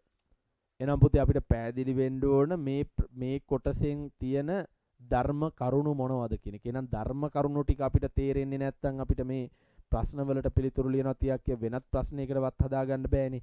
එහෙනම් අපිට ඒක හොඳ අවබෝධයක් තියෙන්න ඕන. දැන් මම නන්දි වාණිජ කතාවස්තුව පිළිබඳව සාකච්ඡා කරනවා. නන්දි වාණිජ කියනකොට අපිට තේරෙනවා වාණිජ කියන්නේ වෙලෙන්දා. එහෙනම් නන්දිය කියන වෙලෙන්දාගේ කතාවස්තුව කියන එක තමයි නන්දි වාණිජ කතාවස්තුව කියලා කියන්නේ. මේකෙන් අපිට ගන්න තියෙන ධර්මෝපදේශ මොනවද? එකක් තමයි පුතේ පරපුරුෂ සේවනයත් පර ස්ත්‍රී සේවනයත් කියන කාම මිත්‍යාචාරය නොකළ යුතුයි කියන කාරණාව අපිට මේ කතාවස්තුව හරහා ලැබෙනවා. දැන් කාමයට දැඩි ලොල් චරිතයක් විදිහට අපිට හඳුනා ගන්න පුළුවන් කෙනෙක් තමයි ශිව කියන අමාත්‍යවරයා. මේ ශිව කියන අමාත්‍යවරයා එනවා පුතේ මාවටු කියන පටුන් ගමට බදු එකතු කරන්න. මේ පටුන් ගමට බදු එකතු කරන්න ආවහම මේ ගමේ ඇවිදිනකොට පුතේ දකිනවා ඊටාම ලස්සන කාන්තාවක්. මේ කාන්තාව Tamanට ලබා ගැනීමට මේ ශිව කියන අමාත්‍යවරයා කල්පනා කරනවා. මේ කාන්තාව කවුද? නන්දිය කියන වෙලෙන්දාගේ බිරිඳ. එතකොට නන්දිය කියන වෙලෙන්දා පුතේ වෙලඳාමේ විදේශගත වෙලා. එහෙනම් අන්තර්ජාතික වෙලඳාම් පැවතුණා කියලා අපි කලින් කියලා දීලා තියෙනවනේ. එහෙනම් වෙලඳාමේ ගිහිල්ලා වෙන රටකට. ඒ ගිහිල්ලා ඉන්නකොට මේ කාන්තාව ඉන්නේ තනියෙන්. එතකොට මේ තනියෙන් ඉන්න කාන්තාව ලබා ගන්න විවාහක කාන්තාවක් ලබා ගන්නවා කියන්නේ කාමයේ වර්ධවා හැසිරීමක් නේ කොහොමටත්. එතකොට මේ විවාහක කාන්තාවක් ලබා ගැනීමට ඔහු අල්ලස් දෙනවා. 16ක් ලවා පුතේ පළවෙනියට මසුරන් 1000ක් එවනවා. ඒක ලබා ගත්තේ නැති හින්දා දෙවනියට මසුරන් 2000ක් එවනවා. ඊට පස්සේ ඒකත් ලබා ගැනීම නොකරපු නිසා මසුරන් 4000ක් එවනවා. ඒත් ලබා ගත්තේ නැති හින්දා පුතේ සැමියා මරලා බිරිඳ අත්පත් කරගත යුතුයි කියන තැනට ඔහුපත් වෙනවා. එතකොට ඔහුගේ කාමයට ලොල් වීම කොයිතරම් භයානකද කියන එක අපිට තේරෙනවනේ. එතකොට මේ පර ස්ත්‍රී සේවනය සඳහා තමයි ඔහු මේ තරම් මුදල් වියදම් කරන්නේ. ඔහු මිනීමරන්න යන්නේ. ඒ වගේ පුතේ අවසාන ප්‍රතිඵලය උනේ මොකක්ද? මේ ශිව අමාත්‍යවරයා මරණයටපත් වීම. ශිව අමාත්‍යවරයා මරණයටපත් උනේ කොහොමද? නන්දිය වෙලෙන්ද මරන්න පුතේ යකදුරෙක් ගෙන්නගෙන මලමිනියකට යක්ෂයෙක් ආරූඪ කරවලා නන්දිය වෙලෙන්ද මරන්න යවනවා. එතකොට දක්ෂ යකදුරෙක් ලව්වා තමයි මේ මන්ත්‍ර ජප කරලා මේ වැඩේ කරවන්නේ. ඉතින් පළවෙනි පාර යනකොට පුතේ නන්දිය වෙලෙන්දා ඉන්න නැවට ගියාම නැවගාවට ගියාම යකා එනවා දැකලා මිනිස්සු බය වෙනවා. මිනිස්සු බය වෙලා නන්දිය වෙලෙන්දාට කියනකොට නන්දිය වෙලෙන්දා මිනිස්සු හැමෝටම කියනවා මෛත්‍රී භාවනාව කරන්න කියලා. මෛත්‍රී භාවනාව කරනකොට පුතේ යක්ෂ උපද්‍රව වදින්නේ නැහැ. යකාට මොකුත් කරන්න බෑ. බුද්ධං සරණං ගච්ඡාමි කියනකොට යකාට මොකුත් කරගන්න බෑ. බුදුන් සරණ ගිය තිසරණ සරණ ගිය පුද්ගලයෙක්ට යකුන්ට හිරිහැර කරන්න බෑ. ඒ හින්දා මේකෙන් මේ උද්දාල මොකද්ද මේ ශිව අමාත්‍යවරයා යවපු වැඩේ අසාර්ථක වෙනවා. දෙවනි පාරත් පුතේ අය ඒ කියන්නේ යකා වාරූඪ කරවලන් දෙවනි පාරත් යවන නන්දිය වෙලෙන්දට හිරිහැර කරන්න. දෙවනි පාරත් මෛත්‍රී භාවනාව කිරීම නිසා යකාට ලම් වෙන්න බැරි වෙනවා. එතකොට ඒකත් අසාර්ථක වෙලා තුන්වෙනි පාරත් යකාව යවනවා පුතේ. එතකොටත් මෛත්‍රී භාවනාව කරලා යකාට ලම් වෙන්න බැරි වෙනවා. හතරවෙනි පාර පුතේ යකාව ආරූඪ කරලා යවුවට පස්සේ ඒත් මෛත්‍රී භාවනාව කිරීම නිසා කරගන්න බැරි වෙනවා පුතේ යකාට මොකොත් නන්දිය වෙලෙන්ද මරන්නනේ යවන්නේ. නන්දිය වෙලෙන්ද මරා ගන්න බැරුව වෙනවා. ඒ අවස්ථාවේ පුතේ යකා තරහ ගිහිල්ලා තුන් පාරක් හතරවෙනි පාරත් යවීම නිසා තරහටපත් වෙලා යකදුරා සහ ශිව අමාත්‍යවරයා කියන දෙන්නම මරණයටපත් කරනවා. එහෙනම් අපිට තේරෙනවා මේ ශිව අමාත්‍යවරයාට අකල් මරණයක් හිමි වෙන්න හේතුව වුණේ මොකක්ද? දැඩි ලෙස කාමයට ගිජු වීම නිසා. ඊළඟට පුතේ ප්‍රාණඝාතයට යොමු වීම නිසා. මෙන්න මේ වගේ වැරදි නිසා තමයි ශිව අමාත්‍යවරයාට මේ වගේ මේ අකල් මරණයකට මුහුණ දෙන්න සිද්ධ වුණේ. එහෙනම් අපි ඒක ලියාගමු ඒවා මේ වැරදි දේවල් කියලා. හරි. ඊළඟට වෙනම ඡේදයකින් ලියා ගන්න. ස්වර්ණ තිලකා කතාවස්තුවට අමතරව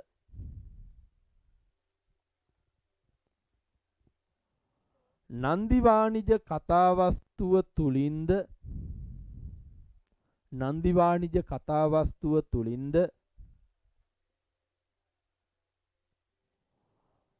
පාඨකයාට මනා ධර්මාවබෝධයක් ලබා දීම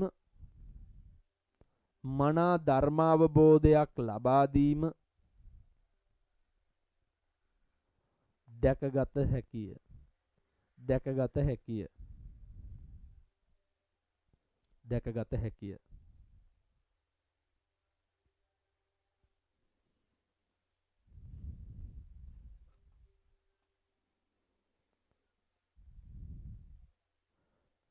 ශිවනම් අමාත්‍යවරයා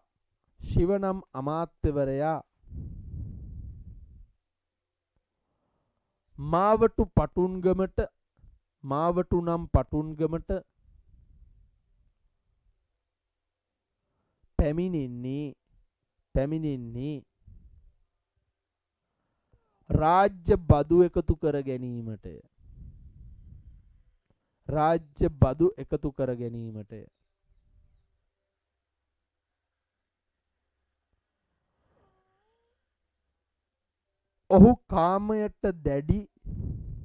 ඔහු කාමයට දැඩි ගිජු අයෙක් වීම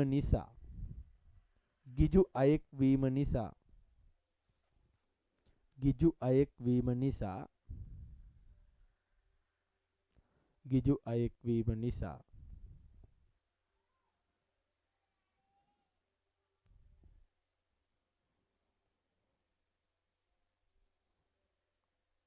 නන්දිය වෙලෙන්දාගේ රූමත් බිරිඳ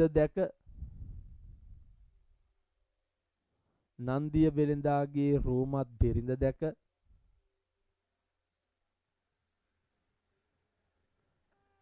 ඇය ලබා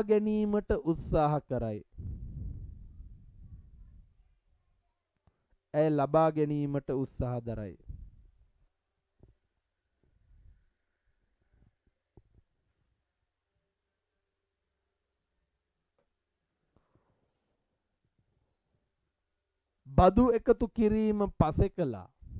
බදු එකතු කිරීම පසෙකලා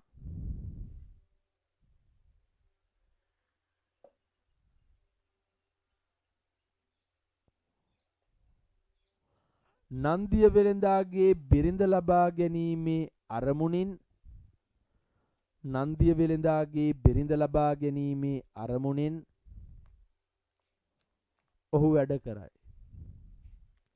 ඔහු වැඩ කරයි.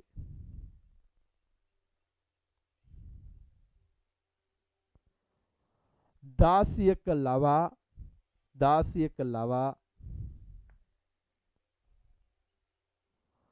තෙවරක්ම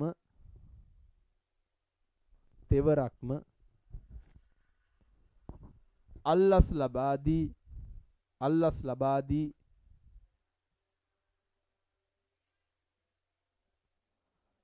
ඇය වසඟයට ලබා ගැනීමට උත්සාහ දරයි.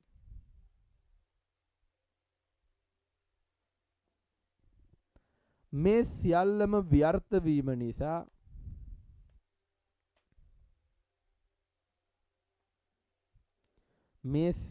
ව්‍යර්ථ වීම නිසා අමාත්‍යවරයා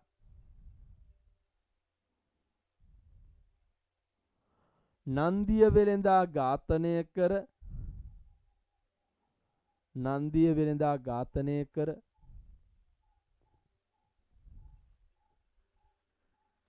බිරිඳ ලබා ගැනීමට උත්සාහ දරයි.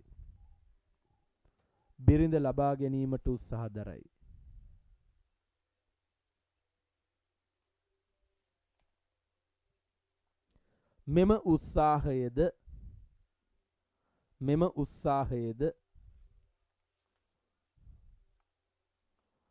අසාර්ථක වේ.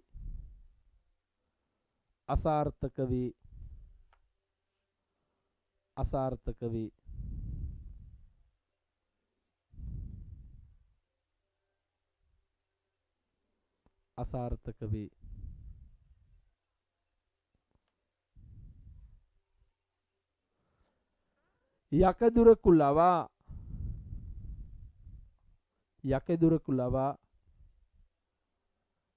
යක්ෂයෙකු ආරූඪ කර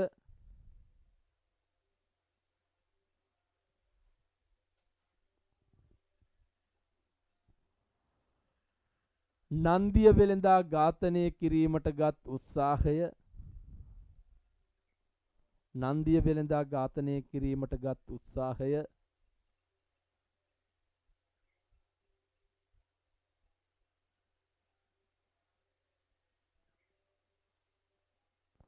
අසාර්ථක වී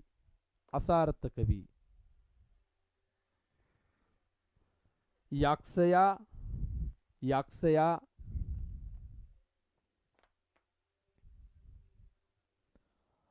අමාත්‍යවරයා සහ යකෙදුරා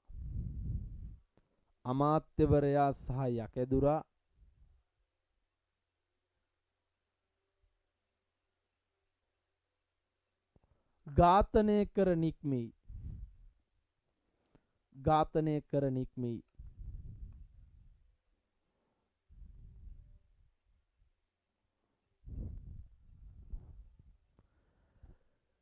මෙසේ අකල්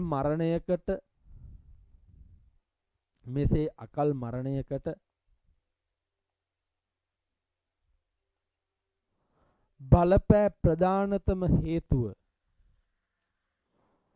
බලපෑ ප්‍රධානතම හේතුව කාම මිත්‍යාචාරයයි.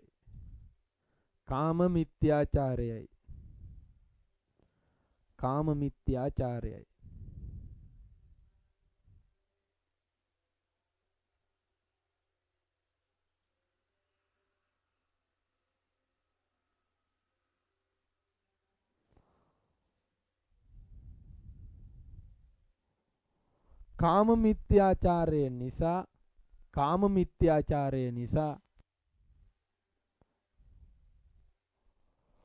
ඔහු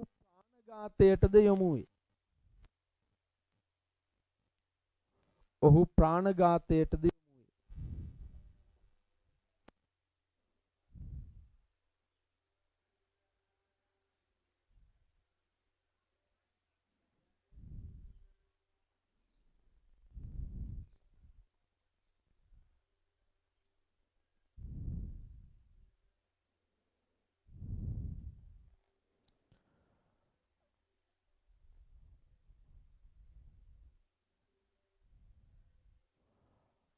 අධර්මයේ හැසිරෙන්න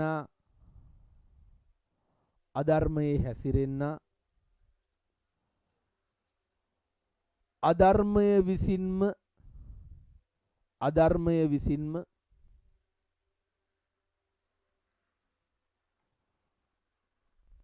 විනාශ කරන බවට කියමනක් ඇත.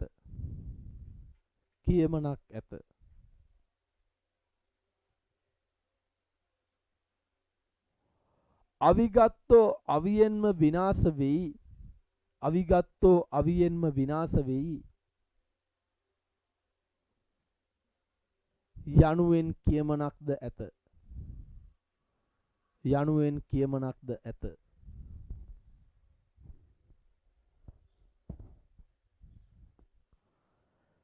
මේ සනාත කරමින්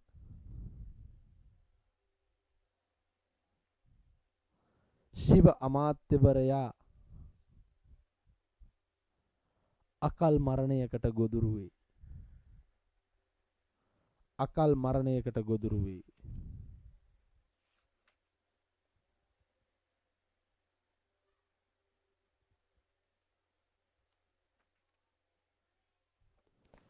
ලියාගන්න පුතේ පොඩි උද්දෘත පාඩයක්. තව ටිකයි තියෙන්නේ නිවසගෙන ඉන්න. හරි ලියාගන්න උද්දෘත පාඩයක්. එසේම සතරවන වාරයේහි ආවේශ කරවා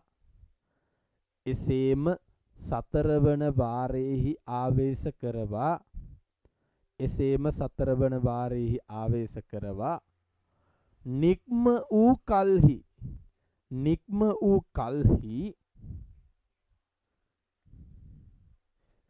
වූ කල්හි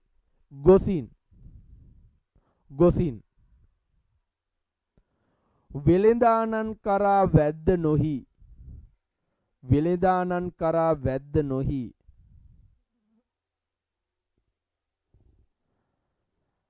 ආපස්සේ ඇවිත්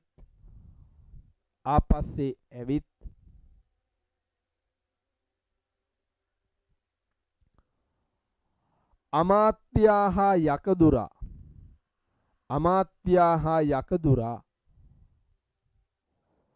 දෙපළු කොට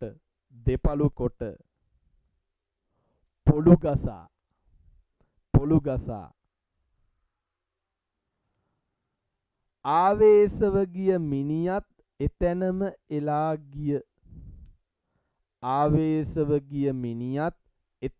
එලා ගිය ආවේශ කළ මිනිහත් එතැනම එලා ගිය.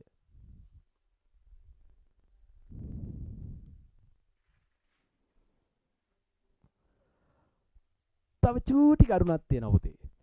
අධර්මයේ ජීවත් වෙන මිනිහා අධර්මයේ විසින් විනාශ වෙනවා වගේම ධර්මයේ රකින්නා ධර්මයේ විසින් ආරක්ෂා කරනවා. නන්දිය වෙලෙන්ද හිටිය ඈත රටක. හැබැයි ඔහුගේ පෞල් ජීවිතය ඉතාම සුරක්ෂිතයි. ඇයි ධර්මයේ රකින්න කෙනෙක්. නැත්තම් පුතේ කී දෙනෙක් ගෙහින් විනාශ වෙලා තියෙනවා. විදේශ ගත වෙලා ඉන්නකොට ස්වාමියා නැති වෙනකොට ඒ වගේ තත්ත්වවලට මුහුණ දෙන ඒවා අද සමාජයේ කොච්චර තියෙනවද? හැබැයි නන්දිය වෙලෙන්දගේ බිරිඳ ප්‍රතිපත්ති ගරුකව ඉතා හොඳින් ජීවත් වෙනවා. ඒකට හේතුව නන්දිය වෙලෙන්දා ධර්මයේ රකින්න කෙනෙක් නිසා. ශිව අමාත්‍යවරයා දුන්නු පගාවල හැටියට වෙන ගෑණියක් වගේ නම් පුතේ අහුවෙලා පළවෙනියට මසුරන් 1000ක් ඒක ප්‍රතික්ෂේප කරාම 2000ක් ඊළඟට 4000ක් මසුරන් 4000කට නැමෙන්නේ නැති හරි අඩුයි. එතකොට පුතේ එහෙම නොනැමී ජීවත් වෙන්න හේතුව ප්‍රතිපත්ති රැකීම. එතකොට ඊටාම විශිෂ්ට කාන්තාවක් නන්දිය වෙලෙන්දාගේ බිරිඳ. හැබැයි ඊටත් වඩා අපිට දකින්න හම්බ වෙන්නේ නන්දිය වෙලෙන්දා පුතේ මේ ධර්මයට ලැබි ධර්මයේ රකින්න පුද්ගලයෙක් නිසා තමයි ඔහුට එහෙම කරදරයක් නොවෙන්නේ. එතකොට අපි ඒක තේරුම් ගන්න ඕනේ. ඊළඟට ලියා ගන්න මෙහෙම.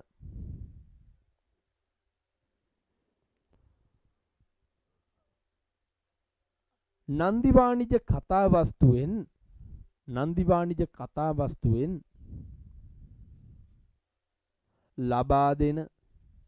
ලබා දෙන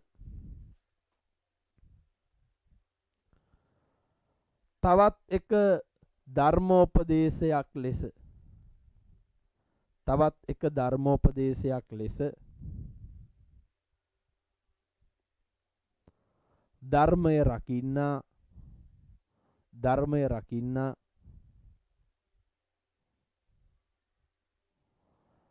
ධර්මය විසින් ආරක්ෂා කරන බව ධර්මය රකින්නා ධර්මය විසින් ආරක්ෂා කරන බව පෙන්වා දිය හැකිය. පෙන්වා දිය හැකිය. පෙන්වා දිය හැකිය.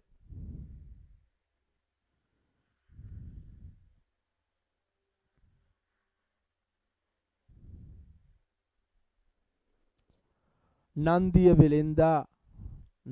වෙලෙන්දා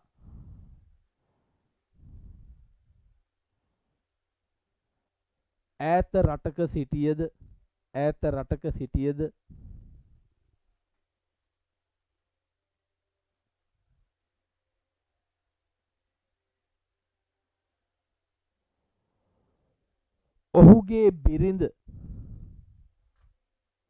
ඔහුගේ බිරිඳ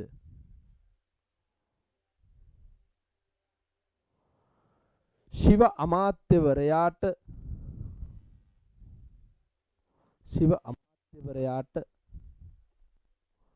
මුදලට ලබා ගැනීමට නොහැකි වේ.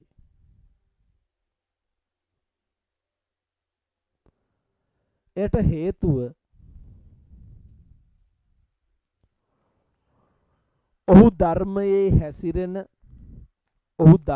හැසිරෙන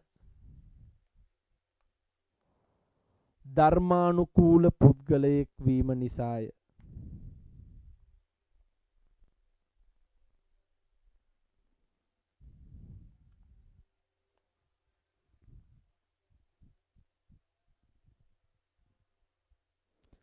මෙයින් ධර්මකීර්ති හිමියන් පැහැදිලි කරන්නේ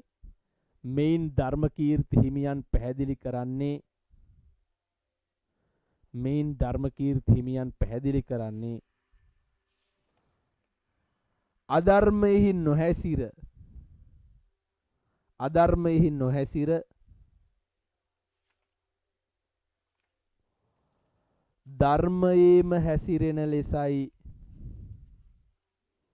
ධර්මයේම හැසිරෙන ලෙසයි.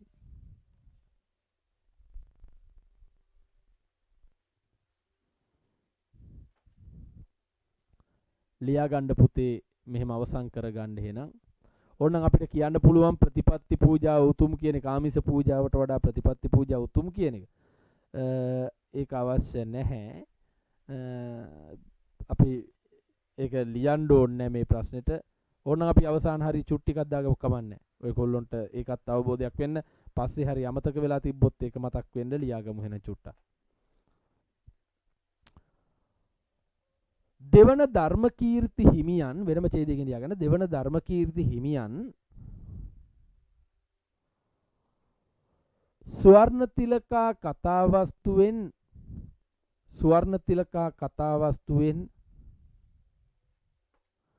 ඉදිරිපත් කරන්නේ ආමිස පූජාවේ ප්‍රතිඵලයන්ය.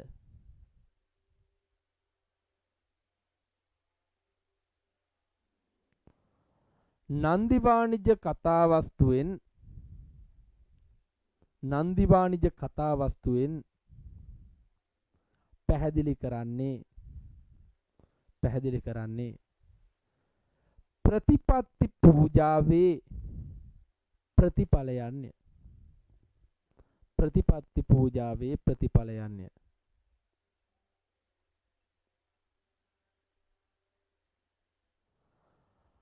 ආමිසය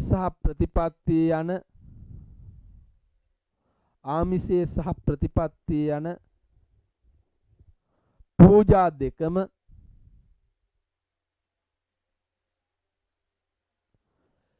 ඊ타ම යහපත් පූජාවන්ය.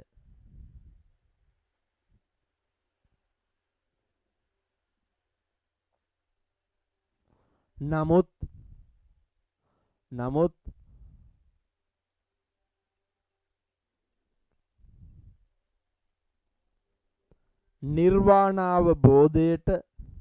නිර්වාණාවබෝධයට වඩාත් වැදගත් වන්නේ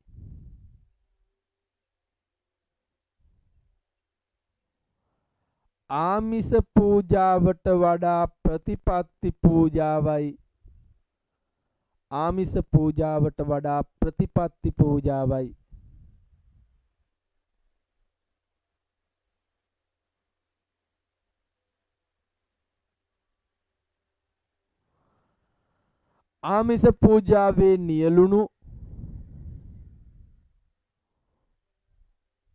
ආමිස පූජාවේ නියලුණු සුවර්ණ තිලකා දුකටපත් වේ.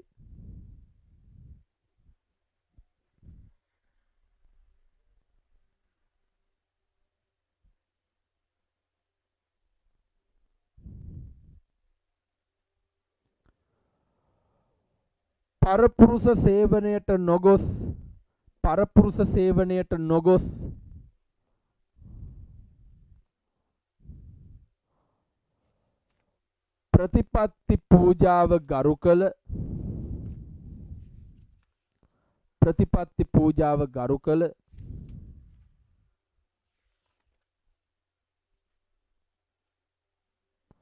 නන්දිය වෙලෙන්දාගේ බිරිඳ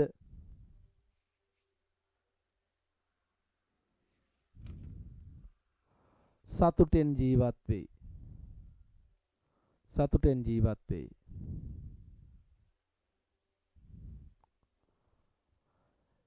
එසේනම්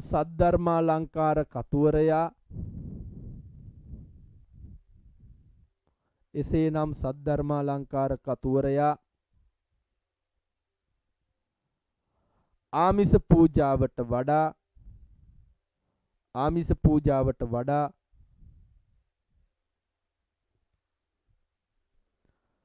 ප්‍රතිපත්ති පූජාව ගරු කරන බව පැහැදිලි වේ.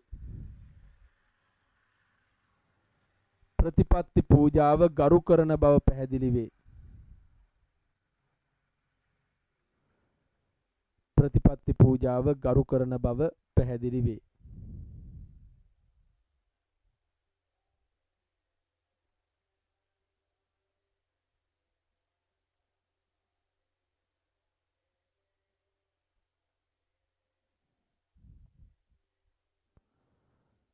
හරි.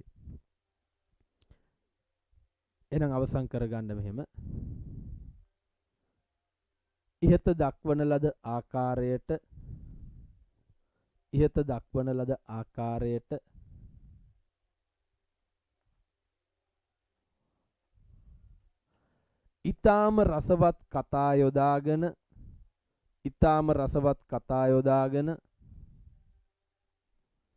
ඊ타ම රසවත් කතා යොදාගෙන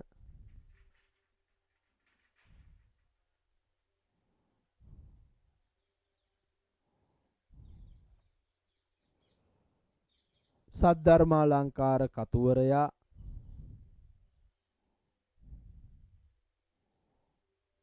පාඨකයාට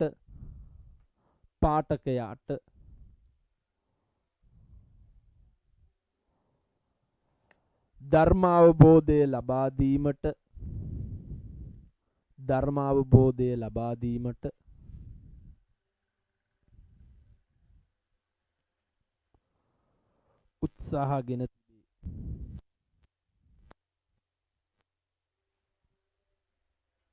උත්සාහගෙන තිබේ.